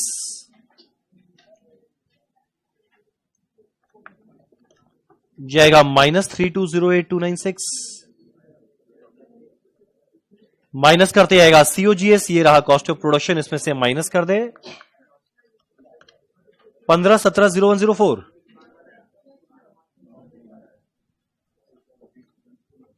मैंने सही लिखा? अब मेरा अगला आने वाला है एडमिन ओवरहेड जनरल या मार्केटिंग नेचर। अब देखना मेरा दो खर्चा था, admin overhead general marketing nature, वो ये दोनों था, एक ये वाला और एक ये वाला।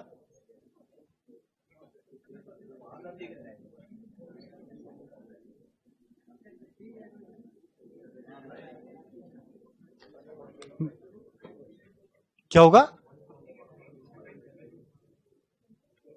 ये वैल्यू गलत है? ओ हाँ हाँ चलेगा चलेगा। चलो मेरा office and admin overhead general nature. अब देखना मेरा office and admin general nature में दो खर्चा है। पहला 26,52,000 ये रहा, और अगला क्या है 1,21,000। ब्रैकेट में ऐड कर दे 26,52,000 121, ये मिलाकर आएगा 27,73,000। मेरा लास्ट में है सेलिंग एंड डिस्ट्रीब्यूशन ओवरहेड। मेरा सेलिंग एक्सपेंसेस या सेलिंग एंड डिस्ट्रीब्यूशन ओवरहेड कितना है? 6,46,000। ऐड करते हैं, क्या मिलेगा? टोटल कॉस्ट या कॉस्ट ऑफ सेल।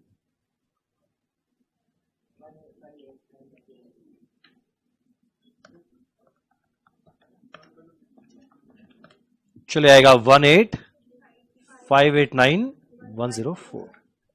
क्या मैंने यहां तक सही लिखा? अब इधर हमारे क्वेश्चन में सेल दिया रहेगा तो प्रॉफिट मिल जाएगा, अगर प्रॉफिट दिया रहेगा तो सेल मिल जाएगा। देखना हमारे इस क्वेश्चन में प्रॉफिट है या सेल है? सेल।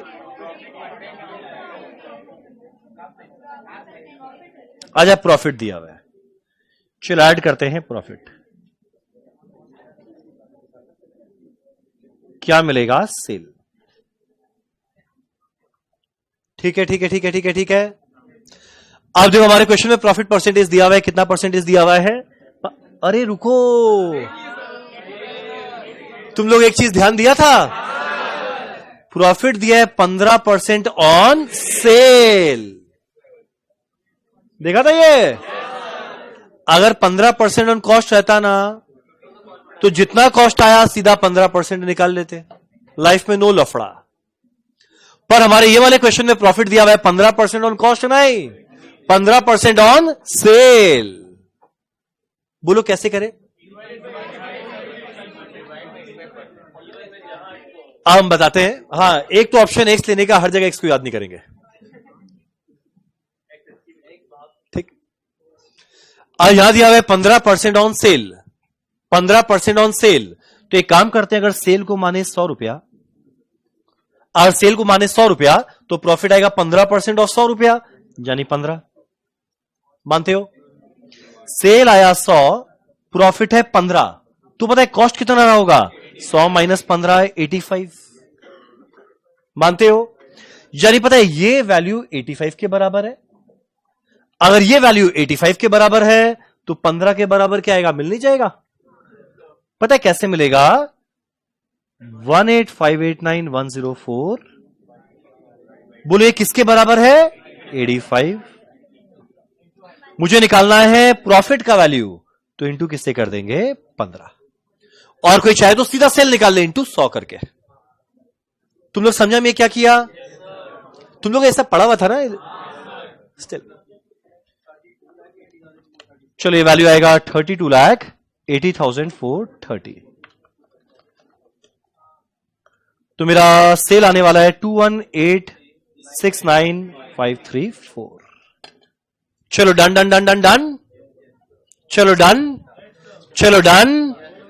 कैसा लगा ये वाला क्वेश्चन? हाँ, नोट देंगे, नोट देंगे। अब मेरे को नोट देना है जो यूटिलिटीज है, इसको हम लोग डायरेक्टली ट्रेसेबल नेचर का माने हैं।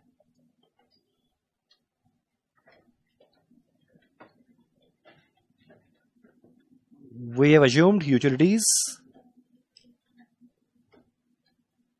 as directly traceable. कोई अगर चाहे तो इसको ओवरहेड भी मान सकता था, नोट देते हुए not directly traceable. Happy? Happy? GST वाला इंप्लाइड है, मन चाहो जरूरत नहीं है, वो तो लिखा हुआ था आईटीसी नॉट अवेलेबल। वाह, 12:06 हुआ है और हमको करना है आज का आखिरी क्वेश्चन। 12:10 हो गया या जो भी हुआ है, अब हम लोग करना है हमारा आज का आखिरी क्वेश्चन। फटाफट करते हैं हमारा आज का आखिरी क्वेश्चन। और वो क्वेश्चन नंबर बताओ कौन सा है?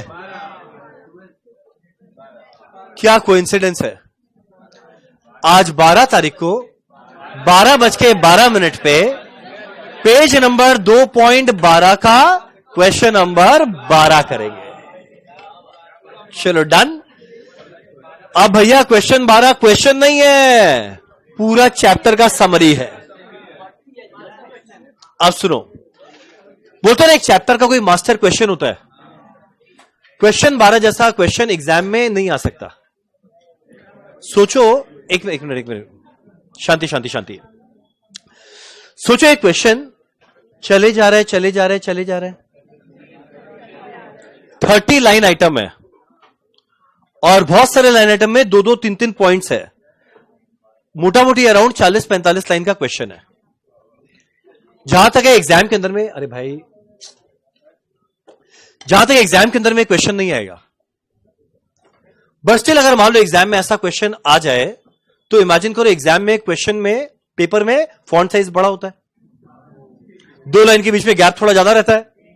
ये क्वेश्चन अगर एग्जाम में क्वेश्चन पेपर में छप गया, पहला पेज देखेंगे कॉशीट, पलट के देखेंगे कॉशीट, तीसरा पेज कॉशीट, चौथा पेज कॉशीट, माइंड में क्या होगा, प्रचुर बोड़ा छोड़ दी, बोड़ा देके छोड़ मेरा बोड़ो, अरे जो भी है, प्रचुर बोड़ा करके बहुत मौजा है, खूब इजी क्वेश्चन। जो भी बंगाली है, मेरा बंगाली कैसा है? आप बंगाली है? आप मेरे को मार्क्स दीजिए आउट ऑफ 10। -2। एक सेकेंड, आपका नाम क्या है? कॉस्ट का टेस्ट दो। 10 में -2। आप दीजिए टेस्ट। चलो छोड़ो, हम बता रहे हैं ये क्वेश्चन करने में फायदा इसलिए है ना, अब एग्जाम में कोई भी क्वेश्चन आया ना, वो लाइन आइटम इनमें से इन्हीं में से घूम फिर के कोई 15-20 लाइन आइटम का क्वेश्चन आएगा। ये कर लिया ना, मान लो कॉस्टशीट पूरी हो गया और एकदम शांति से, इससे बढ़िया रिवीजन कॉस्टशीट का हो नहीं सकता इस क्वेश्चन में। फटाफट करते हैं और जिस एक्सटेंट तक लोग बता पाओ ट्राई करना बताने का। हैप्पी? स्टार्ट करते हैं हमारा आज का आखिरी क्वेश्चन नंबर 12। ठीक, पहले डिस्कस करते हैं, सुनो आराम से। इसमें क्वेश्चन में ना 5-6 अच्छा लाइन आइटम भी है, और वो 5-6 अच्छा लाइन आइटम का जो भी आंसर देगा सारा का सारा, उसके लिए इंसेंटिव रहेगा। ठीक है, स्टार्ट करते हैं। सर ये क्वेश्चन नहीं, तो पूरा जिला है। अरे वाह, प्रतीक ने कहा डन। हाँ, ये झूठ बोला, पक्का झूठ बोला।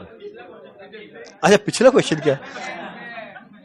ओके, चलो सुनो, स्टार्ट करते हैं। अर्णव इस्पात उद्योग limited has the following expenditure for year ending 31 मार्च 2020। अब पहला लाइन लिखा हुआ है raw material consumed, sorry purchased. कितना वैल्यू दिया हुआ है? क्वेश्चन कौन सा छोटा था, वैल्यू भी बड़ा दे दिया, करोड़ों में बात चलेगा। 1 0 ऊपर नीचे हुआ 0 मिल जाएगा। तो पहला बात, रॉ मटेरियल परचेज 10 करोड़। अब अगला लाइन में लिखा हुआ है GST paid on above purchase at the rate 18% eligible for input tax credit. बताओ ये परचेज में आएगा या नहीं आएगा? क्यों नहीं आएगा? क्योंकि इनपुट टैक्स क्रेडिट मिल गया, मतलब रिफंड मिल गया। और रिफंड नहीं मिलता तो खर्चा रहता, रिफंड मिल गया, नॉट माई खर्चा। मानते हो? तो यानी ये लाइन मेरे लिए कोई काम का नहीं। चलो बढ़िया, एक लाइन कम हो गया।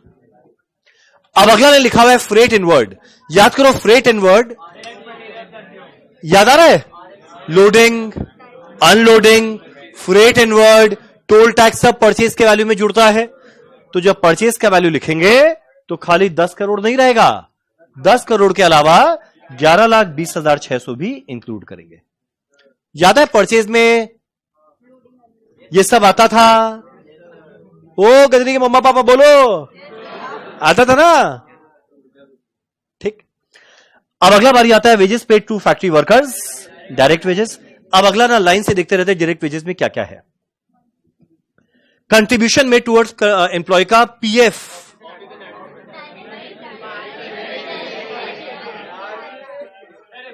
भैया डायरेक्ट वेजेस में बताया था ना।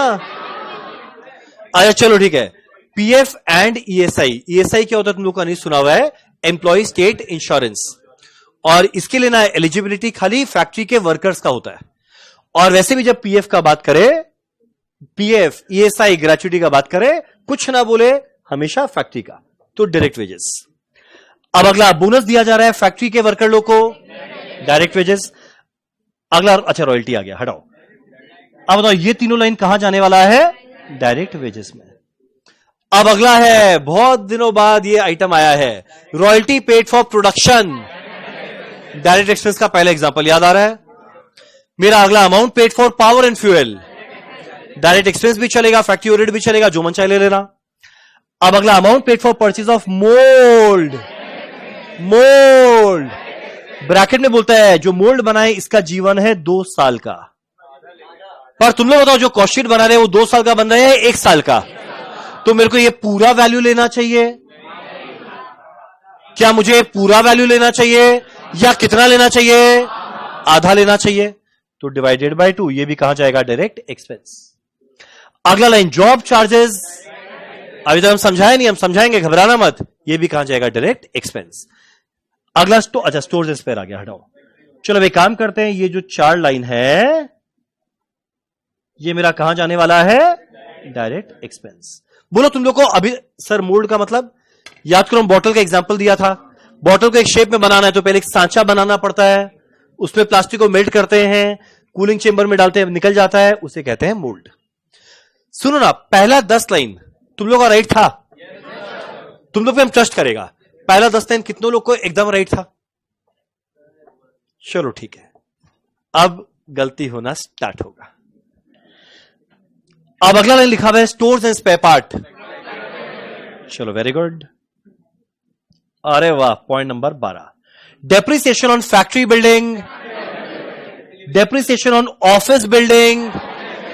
अब ऑफिस एंड एडमिन बोला पर नेचर नहीं बताया, क्या मानेगा? Very good very good very good.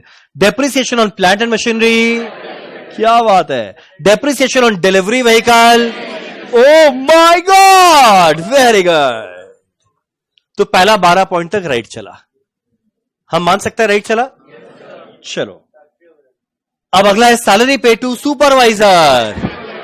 अब सुपरवाइजर किसको सुपरवाइज करता है? वर्कर लोग को। अब भैया मैनेजर लोग का सुपरवाइजर नहीं होता, हेड ऑफिस में मैनेजर रहते हैं। मैनेजर के ऊपर कौन रहेगा? कोई नहीं रहेगा, डायरेक्टर्स रहते हैं। पर सुपरवाइजर किसको सुपरवाइज करता है? जो मजदूर है, मजदूर लोग को। अब मजदूर लोग कहां रहेंगे? फैक्ट्री में। तो सुपरवाइजर भी कहां रहेगा? फैक्ट्री में। तो उसका वेजेस कहां जाने वाला है? Factory overhead. मानते हो? चलो अब अगला लाइन बताना। Repair and maintenance paid for plant and machinery, repair maintenance paid for sales office building, sales, very good. Repair and maintenance for vehicle used by director, director related सारा खर्चा office and admin. पर nature तो नहीं बताया, क्या मानेंगे? General. बताओ पहला 14 पॉइंट तक तुम लोग का राइट चला? राइट चला। एक और जरा हाथ उठाना, क्योंकि अब एक साथ में इतना हाथ आखिरी बारी देखेंगे कि 15वां नंबर में तो गलत होगा ही होगा। हो गया, समझ गया तुम्हारा राइट है। चलो पॉइंट नंबर 15, अब है मजा पॉइंट 15 में। Insurance premium paid for plant and machinery, very good. Insurance premium paid for factory building. भाई इससे बेचारा चीख चीख के क्या बोलेगा? Insurance premium paid for factory building, factory building. अब है अगला line, insurance premium paid for stock of raw material and WIP। बोलिए ये कहां जाएगा? पहला जवाब आया है फैक्ट्री ओवरहेड, अगला जवाब आया है रॉ मटेरियल परचेज में जोड़ेंगे।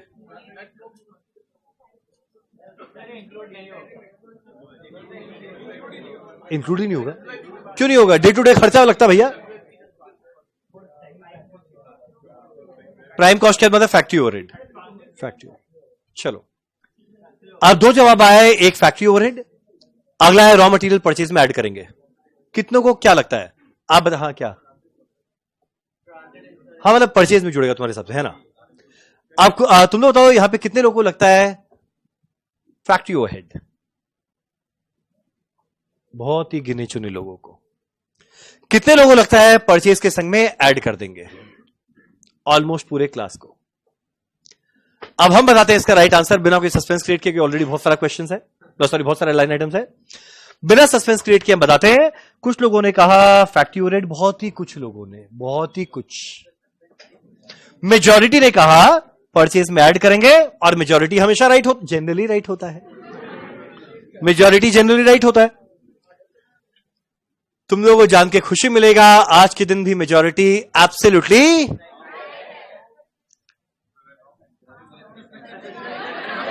भाई सस्पेंस कहां बना रहे हैं, हम तो आंसर ही दे रहे हैं।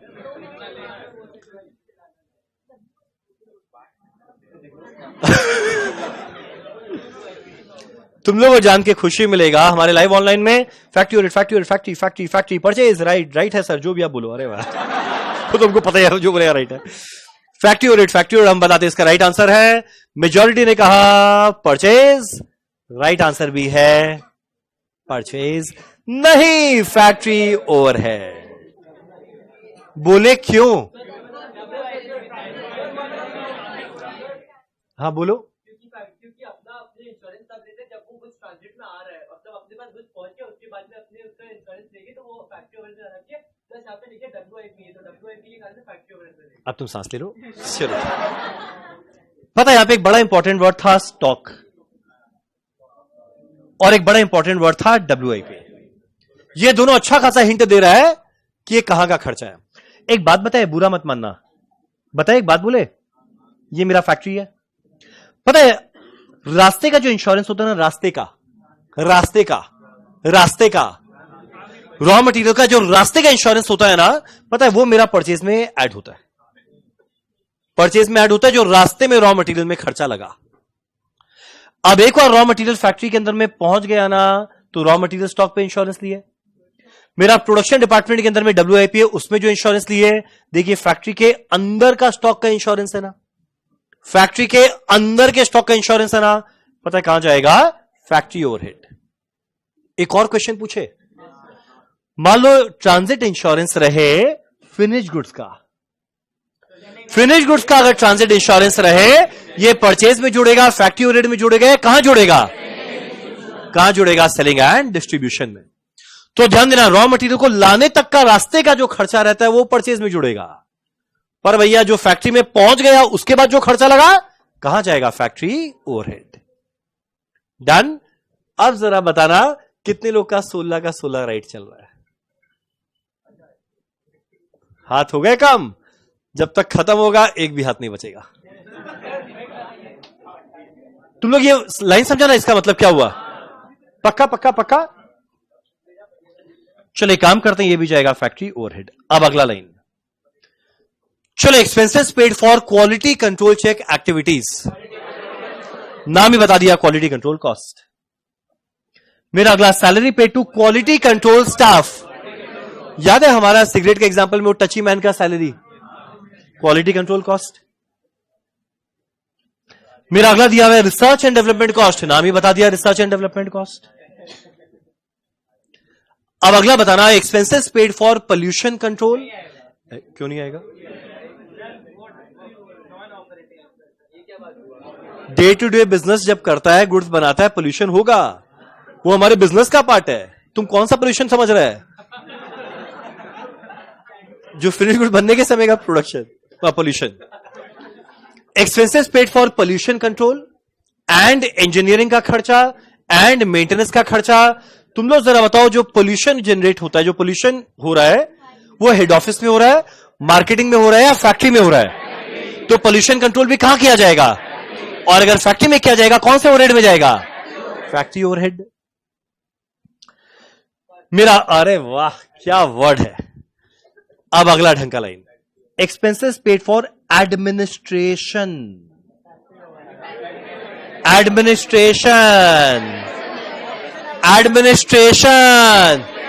ऑफिस एंड एडमिनिस्ट्रेशन, नाम है ना एडमिनिस्ट्रेशन ऑफ फैक्ट्री वर्क।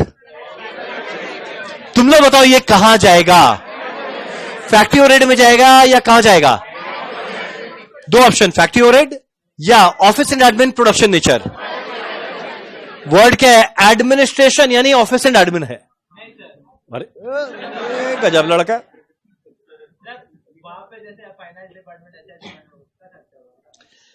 एक बात बता, तो यहां पे एडमिन देने का क्या फायदा?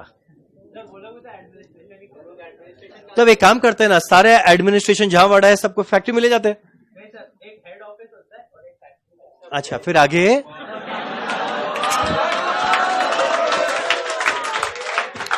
देखो, तुम्हारा इंटरप्रिटेशन ऐसे एक्सेप्ट करे जरूरी नहीं है। जब भी वर्ड ऑफिस या एडमिन या मैनेजर, इनमें से कोई वर्ड रहे, वो इंडिकेट कर रहा है वो हेड ऑफिस का खर्चा है।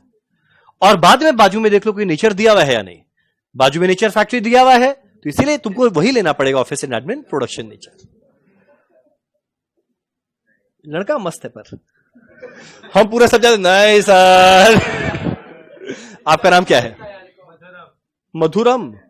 आगे मधुरम। तुम कैलकाटा का है? हावड़ा इसी। तू कहां का है? ओ एक ही बात है, गंगा जी के उस पार सब एक ही बात है। अब मेरा अगला बारी। अब देख एक और बड़ा इंपॉर्टेंट वर्ड है salary paid to functional managers. तुम लोग तो सारे के सारे मैनेजर्स कहां बैठेंगे? मार्केटिंग में बैठा रहेगा, सिक्योरिटी गार्ड के संग में बैठेगा, फैक्ट्री में बैठा रहेगा, हेड ऑफिस में बैठा रहेगा। तो देखो वर्ड है मैनेजर, माने हेड ऑफिस का खर्चा। अब अगला देख, पहला प्रोडक्शन कंट्रोल रिलेटेड है, तो पहला बात ये मैनेजर्स का सैलरी है, और मैनेजर है यानी हेड ऑफिस में बैठा हुआ है, तो है तो सारा ऑफिस एंड एडमिन। अब एक मैनेजर प्रोडक्शन रिलेटेड है, तो तुम लोग बताओ इसका खर्चा कहां जाएगा? कहां जाएगा? Office and admin. कौन सा nature? Production. Office and admin क्यों आया? क्योंकि मैनेजर लोग का है, मैनेजर तो हेड ऑफिस में बैठा हुआ है, तो ये कहां जाएगा? Office and admin. और सिंस प्रोडक्शन रिलेटेड है, प्रोडक्शन। मानते हो? मेरा अगला फाइनेंस एंड अकाउंट्स। बताओ यहां पे प्रोडक्शन या मार्केटिंग कुछ बोला क्या? और नहीं बोला, कहां जाएगा? जनरल। तो ये ऑफिस एंड एडमिन जनरल हो गया। मेरा अगला सेल्स एंड मार्केटिंग बोला, तो ऑफिस एंड एडमिन जनरल और मार्केटिंग संग में लिखते हैं, इधर उधर लिख दो, या ICS का एक और ट्रीटमेंट दिया कोई चाहे तो सेलिंग एंड डिस्ट्रीब्यूशन में ले जा सकता है, दोनों चलेगा, कोई फर्क नहीं पड़ेगा, क्योंकि दोनों COGS के बाद आ रहा है। ऑफिस एंड एडमिन जनरल में डाल या सेलिंग एंड डिस्ट्रीब्यूशन में डाल, COG भी सही चलेगा, कॉस्ट ऑफ सेल भी सही चलेगा। मेरा अगला है salary paid to general manager. Office and admin कौन सा नेचर? जनरल। अरे वाह, पॉइंट नंबर 23, बुद्धि लगा के बताना। पैकिंग को, अरे क्या बुद्धि लगाना, नाम ही बता दिया। एक बार के लिए अज्यूम करो ये सब नहीं लिखा हुआ है, एक बार का अज्यूम कर लो, तब थोड़ा ढंग का लाइन बनेगा। पैकिंग कॉस्ट पेड, एक क्वालिटी मेंटेन करने के लिए और एक रीडिस्ट्रीब्यूशन के लिए। तुम लोग बताओ यहां पे कौन सा क्या है? हालांकि बहुत स्टूपिड क्वेश्चन है कि तुम लोग ऑलरेडी दिख गया था। तो ये मेरा पहला क्या है? Primary packing cost. अगला बताओ ये वाला पैकिंग कॉस्ट कौन सा हुआ? और सेकेंडरी पैकेजिंग किधर जाता है? Selling and distribution. कुछ याद आ रहा है? अगला इंटरेस्ट एंड फाइनेंस चार्जेस, मैंने जस्ट आज बताया, बताओ ये कहां पर आएगा? कॉस्ट ऑफ सेल के जस्ट ऊपर एक सेपरेट लाइन आइटम बन के आएगा। मेरा अगला है fees pay to auditor. Office and admin कुछ ना बोले, nature general. Fees pay to legal adviser यानी legal charges, office and admin कुछ ना बोले माने general. Fees pay to independent director, office and admin nature कुछ ना बोले माने general. Performance bonus pay to sales staff, selling and distribution. मेरा वैल्यू ऑफ स्टॉक दिया है 1 अप्रैल opening stock, value of stock दिया है 31 मार्च क्लोजिंग। लो एक ही चीज का कमी था वो भी दे दिया। Amount realised by selling of scrap and waste generated during manufacturing, ऊपर वाला है नीचे वाला? कितना है? 86,000। सच्ची सच्ची सच्ची बताना, ये क्वेश्चन से पूरा चैप्टर रिवाइज हुआ या नहीं? अच्छा इस बातों, ये पूरा क्वेश्चन पढ़ने के दौरान 3-4 लाइन आइटम को हटाओ, मतलब 3-4 ढंग का लाइन आइटम को हटाओ, बाकी तुम लोग से राइट हुआ था, मतलब आउट ऑफ 30 24-25 राइट हुआ था, और जो 4-5 लाइन आइटम अच्छा था उसको तुम लोग मार्क कर लेना करने के दौरान, ताकि वही रिवाइज करना रहे। हैप्पी? फटाफट क्वेश्चन करते हैं, बोलिए सर। देखो सुपरवाइजर कौन हुआ? जो ज्ञान बांट रहा है वर्कर को कि तुमको ऐसे काम करना है। जो असली में काम कर रहा है उसका वेजेस डायरेक्ट वेजेस, जो उसको ज्ञान बांट रहा है वो खुद तो प्रोडक्शन किया नहीं, तो वो इनडायरेक्ट है, फैक्ट्री ओवरहेड। अब एक काम करते हैं, एक बार डिस्कशन हो गया, घड़ी देख के इस क्वेश्चन को खत्म करेंगे 15 से 20 मिनट के अंदर। पॉइंट नंबर, ये डायरेक्ट एक्सपेंस की तरह ट्रीट कर लिया, वो भी कर सकते हैं, क्यों का बात नहीं है, कर सकते हैं। सिंस ये सारा डायरेक्ट एक्सपेंस आजू बाजू चला, इसने वहां ले लिया, फैक्ट्री ऑर्डर करो, हाँ नोट लिखना पड़ेगा। चलो भैया फटाफट करते हैं क्वेश्चन 12, हमारा आज का आखिरी क्वेश्चन। अगला बस एक सेकंड इंटरेस्ट वाला तो आज बताया ना, हम बताए ना कॉस्ट ऑफ सेल के जस्ट ऊपर एक अलग लाइन आइटम बोल के लिखेंगे, देख लिखवाया था ना ये, तुम लेट आया था क्या? चलो उसका जो होमवर्क वाला क्वेश्चन रहेगा बस 5 मिनट में डिस्कस कर लेगा, फिर होमवर्क कर लेना। और होमवर्क मतलब घर का वर्क, रियलाइज करना ये घर नहीं है। नेक्स्ट डे तुम लोग यहां पे आके नहीं करेगा, नेक्स्ट डे बाहर में आईडी कार्ड नहीं, तुम लोग का होमवर्क चेक होगा। कौन चेक करेगा? रंजन खुद। 10:15 पे रंजन आके बैठ जाएगा, हर एक का होमवर्क चेक करेगा। जो होमवर्क किया अंदर, जो नहीं किया ऊपर वाले छत पे जाओ, होमवर्क करके और फिर आओ। चलो भैया, हमारी कंपनी का नाम नहीं है, अच्छा नहीं है, अर्णव इस्पात उद्योग लिमिटेड। अर्णव इस्पात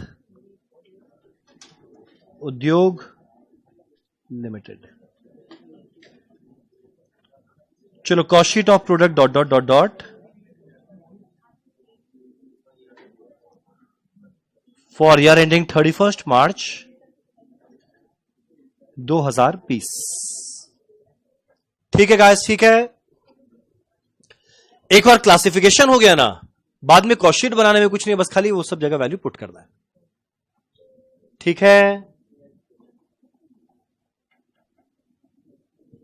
चलो भैया यहां लिखते हैं particulars, detail rupees, amount rupees. बिल्कुल मत सोचना इतना बड़ा एग्जाम में क्वेश्चन आएगा, आ ही नहीं सकता, कि एग्जाम में 14 मार्क के ऊपर क्वेश्चन बन ही नहीं सकता। तो इसीलिए जो इतना बड़ा क्वेश्चन है उसमें मान लो कि 15-20 लाइन आइटम आएगा, तो ये सब पूरा समझ गए तो अंदर में कुछ भी हो ही जाएगा ना। चलो हमारा कॉस्ट शीट का पहला लाइन रॉ मटेरियल कंज्यूम्ड।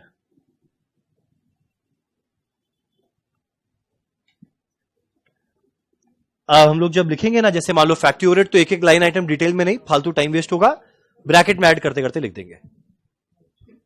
ठीक, चलो रॉ मटेरियल कंज्यूम्ड कैसे आएगा? ओपनिंग रॉ मटेरियल,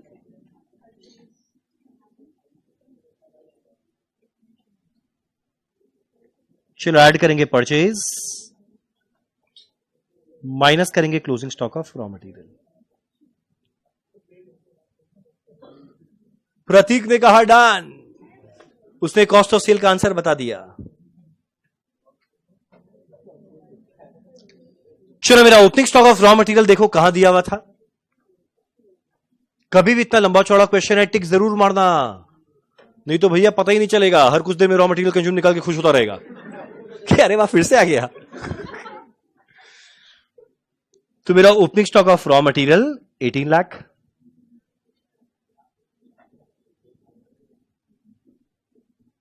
ऐड करना है परचेज। अब देख परचेज के अंदर में 10 करोड़ जो था वो तो आएगा, फ्रेट भी तो परचेज में जुड़ेगा, तो ब्रैकेट में ऐड कर दे।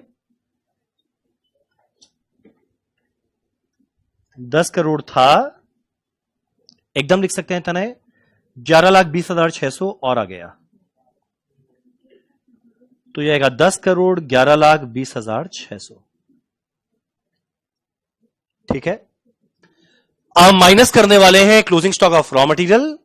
अब मेरा closing stock of raw material next page में दिया हुआ था, पॉइंट नंबर 30 में था शायद, 9,60,000।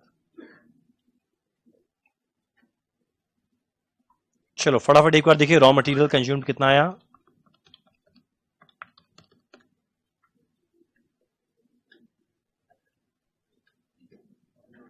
एक बार तुम लोग बस क्रॉस चेक करना हम सही लिखा है या नहीं।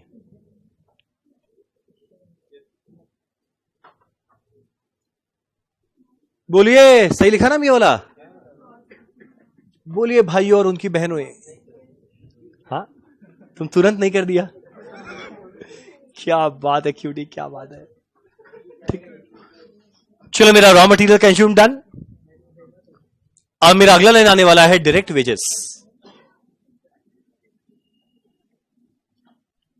और मान लो सही में भूल चुक से इतना लंबा चौड़ा क्वेश्चन एग्जाम में आ जाए ना, तो डायरेक्ट वेजेस में जैसे इतना सारा लाइन आइटम है, 1 2 3 सारा डिटेल कॉलम में लिख के बैठ गया ना तो भैया पगला जाएगा।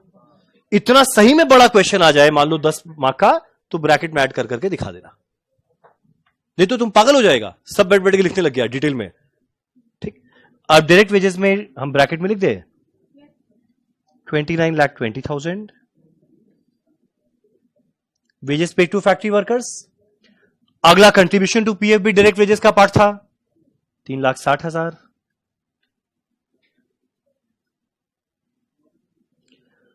अगला बोनस टू फैक्ट्री वर्कर भी डायरेक्ट वेजेस का पार्ट है 2,90,000।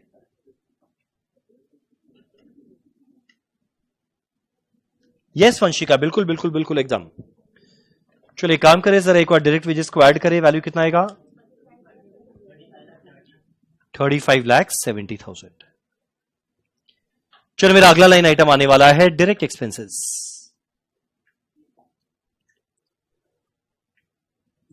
अब मेरा डायरेक्ट एक्सपेंसेस में आई थिंक 4 लाइन आइटम था, ब्रैकेट में ऐड कर करके लिख देते हैं। जिनका आज कॉस्ट शीट का पहला क्लास था, आई एम रियली सॉरी, तुम लोग ज्यादा कुछ समझेगा नहीं कि आज कॉस्ट शीट का समरी हो गया है। वैसे हम क्यों सॉरी बोल रहे हैं।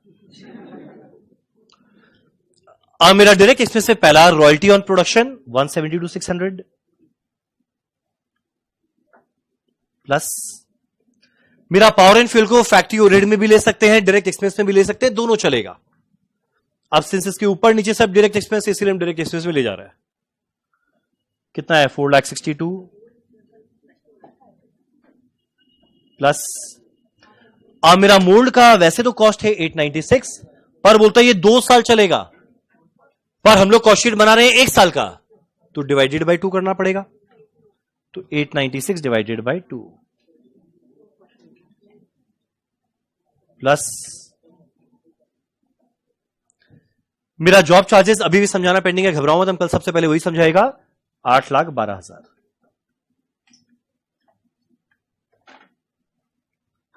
सर मेरा कॉस्ट शीट क्लास 11 में पढ़ा हुआ था। अरे वाह, नहीं कोई कोई बोर्ड में था, हम सुना था।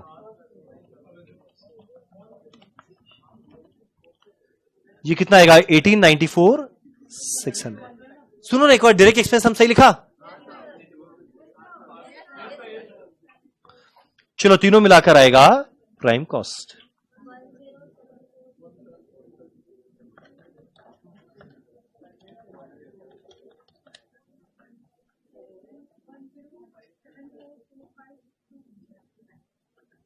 क्या मैंने प्राइम कॉस्ट तक सही लिखा?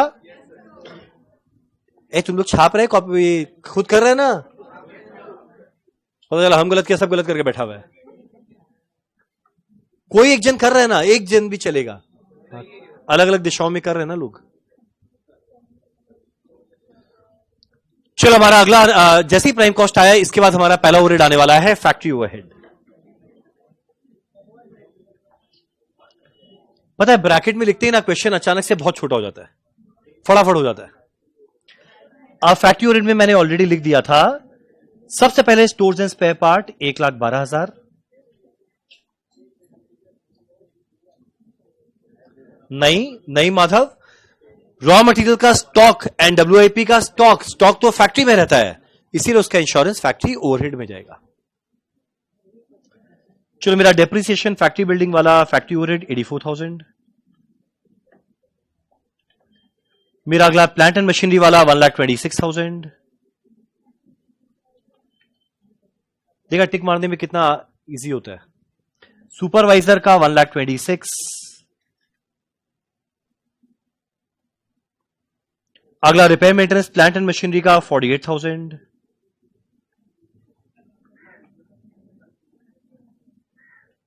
और क्या है, ये रहा इंश्योरेंस प्लांट एंड मशीनरी का फैक्ट्री ओवरहेड, फैक्ट्री बिल्डिंग का फैक्ट्री ओवरहेड, स्टॉक भी है, रॉ मटेरियल भी है, डब्ल्यूआईपी भी, यानी फैक्ट्री में फैक्ट्री ओवरहेड, तो तीनों मिलाकर 85,300।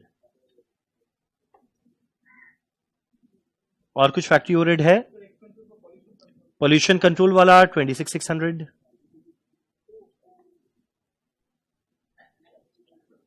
और कुछ फैक्ट्री ओवरहेड है नहीं है।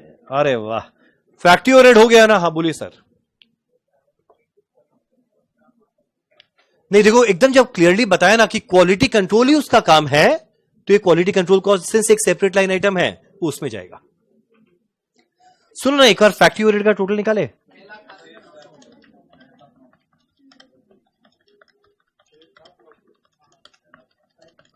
$6,07,900। कोई कर रहा है, मतलब अकेला कर रहा है। 6,07,900 तुम कर रहे? अरे वाह, पहला क्लास है। और देखो इसको, आपका नाम क्या है? हाँ, very nice name, very nice name. चलो 6,07,900 जैसी ऐड करेंगे मिलाकर आएगा ग्रॉस फैक्ट्री या वर्क्स कॉस्ट।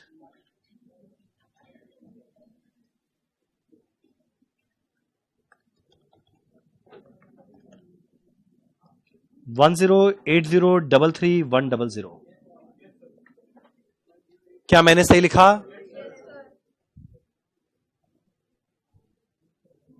हम वापस रिट्रेट करें, एग्जाम में इतना बड़ा क्वेश्चन नहीं आता है। एग्जाम में 15 लाइन, मैक्स 15 लाइन। हैप्पी? ये 40 लाइन का क्वेश्चन कर रहे हैं हम लोग।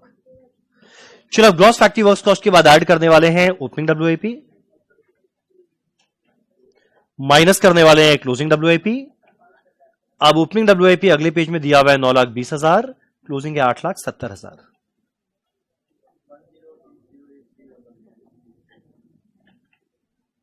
यानी नेट में आएगा 50,000।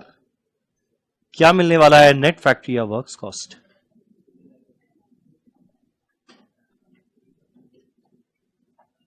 ये आएगा 108083,100। क्या मैंने यहां तक सही लिखा?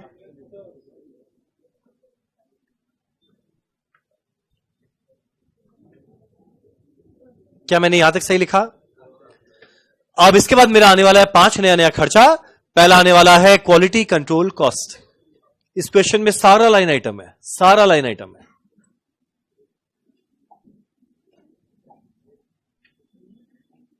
हम अपने टेस्ट में पता है इस टाइप का क्वेश्चन देना चाहेगा। ठीक है, घबराओ तो एमसीक्यू भी दे देगा। अरे कैलकुलेटर में जोड़ जोड़ के बस टिक मारते रहना, और क्या। 10 नंबर का एमसीक्यू। चलो हमारा क्वालिटी कंट्रोल कॉस्ट। अब देख, क्वालिटी कंट्रोल कॉस्ट पिछले पेज में दिया हुआ था, एक क्वालिटी कंट्रोल एक्टिविटी और एक क्वालिटी कंट्रोल स्टाफ का सैलरी। तो ये दोनों को ऐड करें, 19,600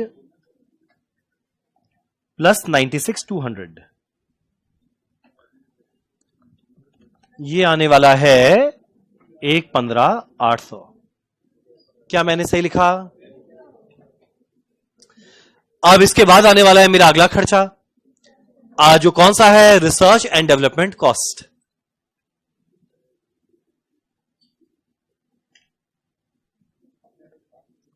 मेरे ख्याल से रिसर्च एंड डेवलपमेंट कॉस्ट एक ही लाइन था, 18,200।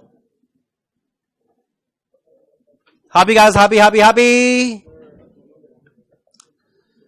अब मेरा तीसरा खर्चा आने वाला है admin overhead of production nature.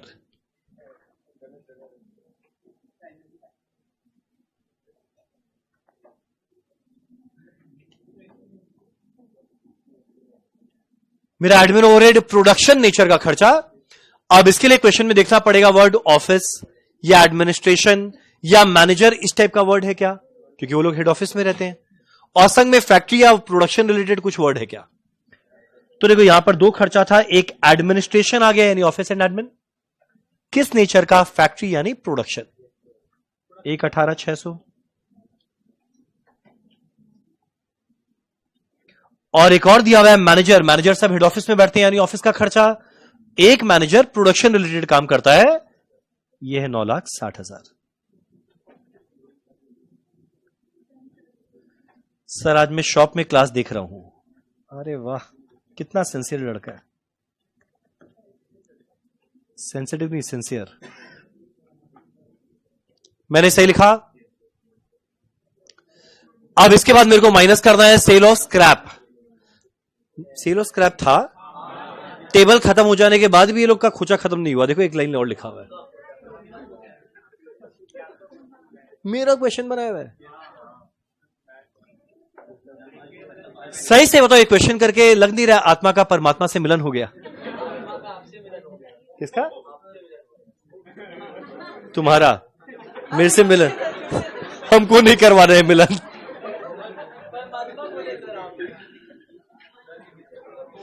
बोले ऐसा लगा मेरा आपसे मिलन हो गया। हाँ, नजर खराब है इसका, तुमसे बच के रहना पड़ेगा। चलो, सेल और स्क्रैप 86,000। एक सेकंड, प्राइमरी पैकिंग था?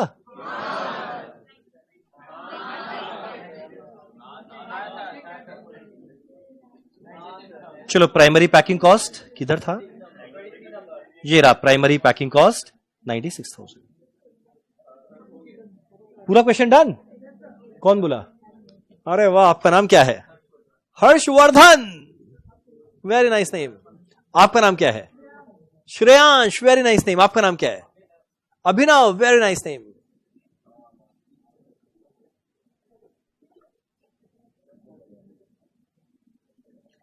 चलो भैया, कॉस्ट ऑफ प्रोडक्शन निकाले।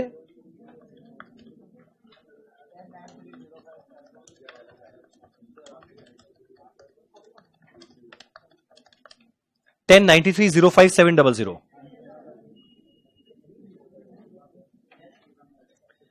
चलो, फाइनली हमारा क्वेश्चन अंतिम पड़ाव पर आ रहा है। अब इसमें ऐड करेंगे ओपनिंग एफजी, लेस करेंगे क्लोजिंग एफजी, मिल जाएगा सीओजीएस, फिर लास्ट में खाली office general, selling and distribution. अब जब इस टाइप का क्वेश्चन एग्जाम के पहले रिवाइज करना, लिखने मत बढ़ जाना, माथा चटनी बन जाएगा। खाली बाजू में सोच लेना कौन सा आइटम कहां जाना चाहिए, बस उधर चला गया ना। फॉर्मेट तो आता ही है, बैठ बैठ के लिख के थोड़ी ये वो करेगा। चलो, ऐड करते हैं ओपनिंग एफजी, माइनस करने वाले हैं क्लोजिंग एफजी। क्या बात है, वंशिका जी ने कहा डन। चलो, ऐड करेंगे opening FG 11 lakh, closing FG 18 lakh.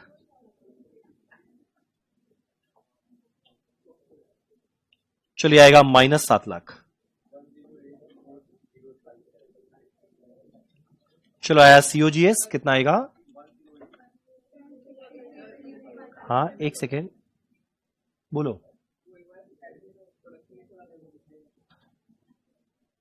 1078,600। क्या मैंने यहां तक सही लिखा?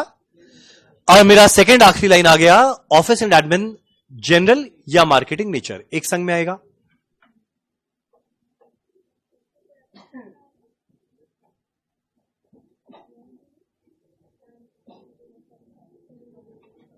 यस सूरज, एकदम सही बोल रहे हैं आप। सर, आप स्क्रीन के बीच में आ रहे हो, साइड हटो। हम साइड हट गए। लो,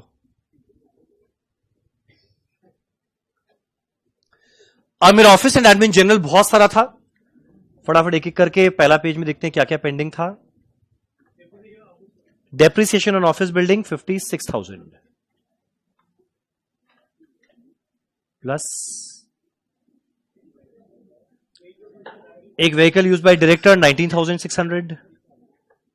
हमेशा पहले क्वेश्चन पेपर में ना पेंसिल से लिख देना और उसके बाद फटाफट कॉस्ट शीट हो जाएगा। आई थिंक इस पेज में और कुछ नहीं है ना, बस एक ये सेलिंग वाला इधर बचा हुआ है, अगले में बहुत सारा है। ये हुआ हुआ है 9,18,000, 10,12,000, 12,56,000,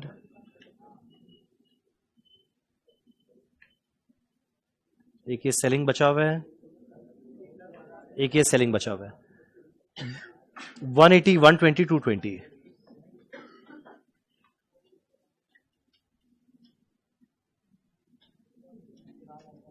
क्या एक बार ये सबको ऐड कर कुराकर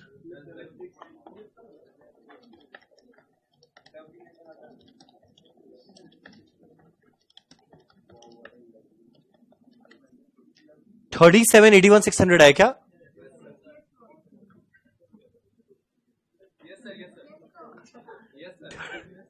$37,81,600 है ना?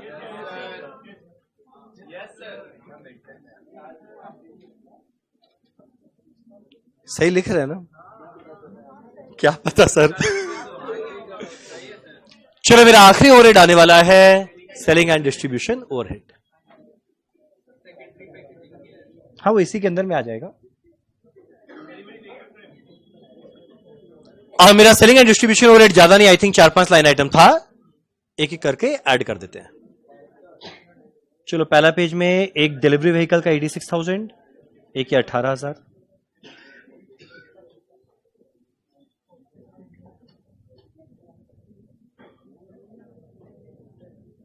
अगले पेज में 1,12,000 और 1,80,000, 1,12,000, 1,80,000।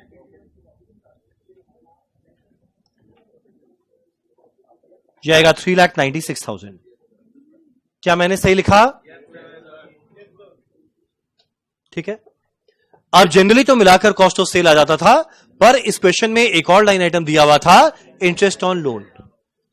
और अगर इंटरेस्ट ऑन लोन रहा है तो उसको एक as a separate line item disclose करेंगे। तो बस एक आखिरी लाइन, इंटरेस्ट ऑन लोन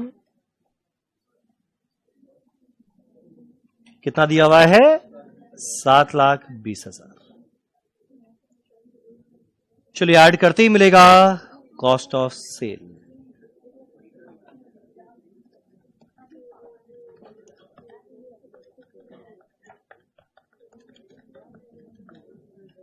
देखो तो ये सही है क्या? 11,350,3300।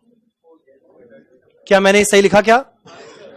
और हमारे क्वेश्चन में ना प्रॉफिट है ना सेल है, इनफैक्ट क्वेश्चन में देखा कॉस्ट ऑफ सेल तक ही निकालने बोला था, तो एटलीस्ट 2 लाइन नहीं दिया एट प्रॉफिट और सेल, थैंकफुली नहीं दिया।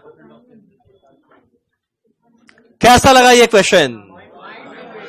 अब देखो करने में कितना टाइम लगा वो सब हटाओ, जब डिस्कस कर रहे थे तब समझ में आ रहा था ना कि एग्जाम में 40 में से कोई 15 लाइन आएगा, वो समझ में आना चाहिए। हैप्पी? अब एक बार बुक मत बंद करना, 1 मिनट। अब तुम लोग का ना एक होमवर्क रहेगा, बस खाली 5 मिनट लगेगा, एक बार डिस्कस कर लेते हैं और प्लीज हर एक जन करके आना, ये मेरा रिक्वेस्ट रहेगा। हाँ एकदम चेक करेंगे, और जो नहीं करके आया तुम लोग मेरा कल उग्र रूप देखेगा, खतरनाक रूप। इन्होंने कहा जो मेरा होमवर्क है क्वेश्चन 4 डन। तुम लोग कुछ इनसे कहना चाहेगा? 2-4 गाली देना चाहेगा? क्लास के बाद रुकना प्लीज। चलो डन। अब 1 सेकेंड से आप फटाफट 5 मिनट में डिस्कस करते हैं, और हम चाहेगा हर एक जन अपने आप घर में करके आएगा, ठीक? क्वेश्चन नंबर, सर पूरा चैप्टर रिवाइज हो गया, मजा आ गया। वंशिका जी पगला गई हैं, पगला नहीं मतलब मजा आ गया उनको। चलो सुनो, अब एक क्वेश्चन रहेगा तुम लोग का होमवर्क, क्वेश्चन नंबर 4। 5 मिनट में जल्दी जल्दी बस बताना कौन सा किधर किधर जाएगा, और घबराना मत, ये उतना लंबा चौड़ा क्वेश्चन है नहीं, और फिर खत्म करते हैं, ठीक? क्वेश्चन 4 रहेगा तुम लोग का होमवर्क। डन? अब फटाफट डिस्कस करें, ठीक? अब जल्दी जल्दी आंसर्स देना। एक सेकेंड। चलो पहला लाइन में लिखा हुआ है the following figures are available from trial balance of X limited on 30 सितंबर 2015। ट्रायल बैलेंस में कुछ इंफॉर्मेशन दिया हुआ है। पहला, इन्वेंट्री दिया हुआ है FG raw material WIP, inventory दिया हुआ है। अब कहीं पे ये नहीं बताया ये ओपनिंग है या क्लोजिंग है, बोलो क्या रहेगा? सही बताए, मुझे भी नहीं पता क्या रहेगा, तो घबराओ मत, जरा पेज पलट के देखो, एक और स्टॉक बताएगा। पेज पलट के देखना, closing stock of raw material WIP FG दिया हुआ है, और पीछे में क्लोजिंग दिया हुआ है, तो ये क्या रहेगा? ओपनिंग। नो झमेला। अरे एक सेकेंड, पीछे पेज में क्लोजिंग दिया हुआ है, यानी ये 3 क्या रहेगा? ओपनिंग। अब अगला 3 लाइन पढ़ के बताना ये तीनों वैल्यूज कहां जाना चाहिए? Office appliance, plant and machinery, building. तुम लोग तो ये तीनों आइटम पीएल में जाएगा या बैलेंस शीट में जाएगा? और अगर ये तीनों जाएगा बैलेंस शीट में, तो बताओ पीएल में क्या आएगा? क्या आएगा? डेप्रिसिएशन। तो डेप्रिसिएशन के बारे में कहीं ना कहीं तो दिया रहेगा, कहां दिया हुआ है? घबराओ मत, पलट देखना। डेप्रिसिएशन के बारे में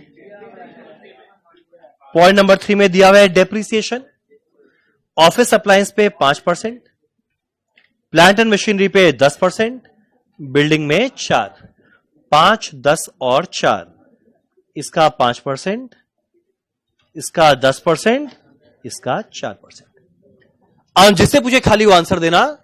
आप बताइए, डेप्रिसिएशन ऑन ऑफिस अप्लायंसेस कौन सा ओवरहेड? ऑफिस एडमिन, नेचर नहीं बताया, प्रोडक्शन, मार्केटिंग या जनरल? Very good. अब मेरा depreciation on plant and machinery, आप बताइए कौन सा ओवरहेड? Very good. मेरा डेप्रिसिएशन ऑन बिल्डिंग, वर्ड है खाली बिल्डिंग। अब खाली बिल्डिंग है, अगर फैक्ट्री बिल्डिंग रहता तो फैक्ट्री ओवरहेड, हेड ऑफिस रहता तो ऑफिस ओवरहेड, मार्केटिंग रहता सेलिंग ओवरहेड, पर यहां बोला है खाली बिल्डिंग। पर घबराओ मत, जरा पेज पलट के देखो। पलट, याद एक मूवी में था कभी नहीं, डीडीएलजे में, याद है डीडीएलजे में था, काजोल जा रही होती है, बोलते पलट पलट पलट। हमको जाना एक बैच में, हम ऐसी ये स्टोरी सुनाया। हम क्लास के बाद उतरा, पीछे 4 लड़का लोग, पलट पलट। हमारे टीचर को कौन छेड़ता है इस तरीका से? तो प्लीज ये सब हरकत मेरे साथ नहीं, और स्पेशली जब अपने घर वालों के साथ, मेरे वाइफ के संग कोई रहता है ना, और जा छेड़ के आता है, बोला सर मैम को बताएं एचआर के बारे में, और बता के निकल गया। फिर हम बताते नहीं, ऐसा कुछ नहीं, ऐसा कुछ नहीं है। तुम तो चुप ही रहो। ये एक और लड़का मेरे घर में कलेश किया, पता नहीं मेरा भाई का नंबर खोजा, उसको बोला कि सर मेरे को क्यूटी बुलाते हैं, और वो मेरे वाइफ को बोल दिया पता है भैया ना एक जन को क्लास में क्यूटी बुलाते हैं। हम घर में जवाब दे रहे, नहीं वो लड़का है। तो ले आप उस टाइप के हैं? हम बोला नहीं। आया छोड़ो छोड़ो, यहां देखते हैं। अब देखो बिल्डिंग के बारे में ना अगले पेज में दिया हुआ था, इनफैक्ट 3 खर्चा के बारे में दिया हुआ था। Heat, light and power, factory, office, selling, distribution तीनों में जाएगा 811। एक रेट्स एंड टैक्सेस है, वो 2/3 फैक्ट्री में जाएगा, 1/3 ऑफिस में। और एक डेप्रिसिएशन ऑन बिल्डिंग जो मेरे काम का है, वो फैक्ट्री में भी जाएगा, ऑफिस में भी जाएगा, सेलिंग में भी जाएगा। कौन सा रेशियो में? 8:1:1। यानी ये तीनों जगह बटेगा, फैक्ट्री में भी, ऑफिस एडमिन में भी, सेलिंग डिस्ट्रीब्यूशन में भी 8:1:1।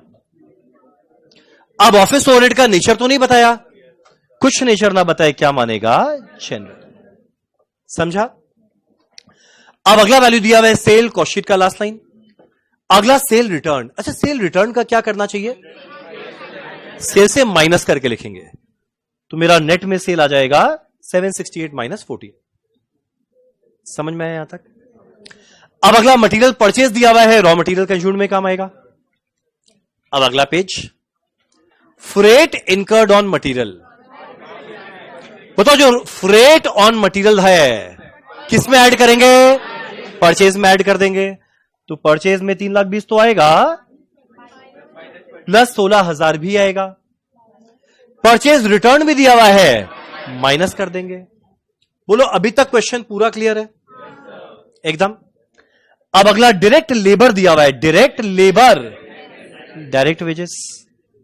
अगला वर्ड है इनडायरेक्ट, फैक्ट्री ओवरहेड। फैक्ट्री का supervision, factory overhead. Repair and upkeep, factory, factory overhead. Heat, light and power. अच्छा, इसके बारे में शायद नीचे लिखा था, हीट, लाइट एंड पावर में भी लिखा हुआ था, फैक्ट्री में भी जाएगा, ऑफिस में भी जाएगा, डिस्ट्रीब्यूशन में भी जाएगा, 8:1:1 के रेशियो में। तो तीनों में लेके जाएंगे, factory, office and admin, selling and distribution ratio. Ratio क्या था? 8:1:1। कुछ नेचर ना बोले, जनरल। मेरा अगला रेट्स एंड टैक्सेस। अच्छा, इसमें भी लिखा हुआ था, रेट्स एंड टैक्सेस 2/3 फैक्ट्री में जाएगा, 1/3 ऑफिस में। तो फैक्ट्री में जाएगा 2/3, ऑफिस में जाएगा 1/3। कुछ नेचर ना बोले, जनरल। अब अगला miscellaneous factory expenses, factory overhead. Simple है। अगला sales commission, sales travelling, sales promotion, distribution department का सैलरी, ऑफिस का सैलरी, पर नेचर नहीं बताया, जनरल। अगला है इंटरेस्ट ऑन बोरोड फंड यानी interest on loan, separate line item बन के आएगा। Very easy. सारे पॉइंट में देखो, क्लोजिंग स्टॉक ले लिए थे, डेप्रिसिएशन ले लिए थे, ये वाला ले लिए। अब अगला लिखता है अक्रूड एक्सपेंस। कोई मेरे को देगा पीएल अकाउंट जब तुम लोग बनाता है वो कैश बेसिस पे बनता है या अक्रूवल पे? और अगर पीएल अकाउंट बनता है अक्रूवल बेसिस पे तो कॉस्ट शीट भी तो एक तरह का पीएल है, और अगर एक तरह का पीएल है तो ये भी अक्रूवल बेसिस पे बनेगा। एक मिनट, अक्रूवल बेसिस माने क्या? जितना इस साल खर्चा किए वो तो आएगा, और मान लो इस साल का खर्चा पे नहीं हुआ, आउटस्टैंडिंग रह गया, वो भी इस साल आएगा। तो अक्रूड एक्सपेंस माने एक तरह का आउटस्टैंडिंग एक्सपेंस, यानी ये खर्चा है इस साल का, पे नहीं हुआ, पर है तो इसी साल का, तो इसमें ऐड करना चाहिए। तो क्या है, डायरेक्ट लेबर में 8,000, तो जब डायरेक्ट लेबर लिखेगा ना तो 160 प्लस 8,000। मेरा अगला इनडायरेक्ट लेबर में 1200, जब इनडायरेक्ट लेबर लिखेगा ना 18,000 प्लस 1200, और एक इंटरेस्ट ऑन लोन 2,000, तो पे किया गया 2,000, अक्रू रह गया 2,000।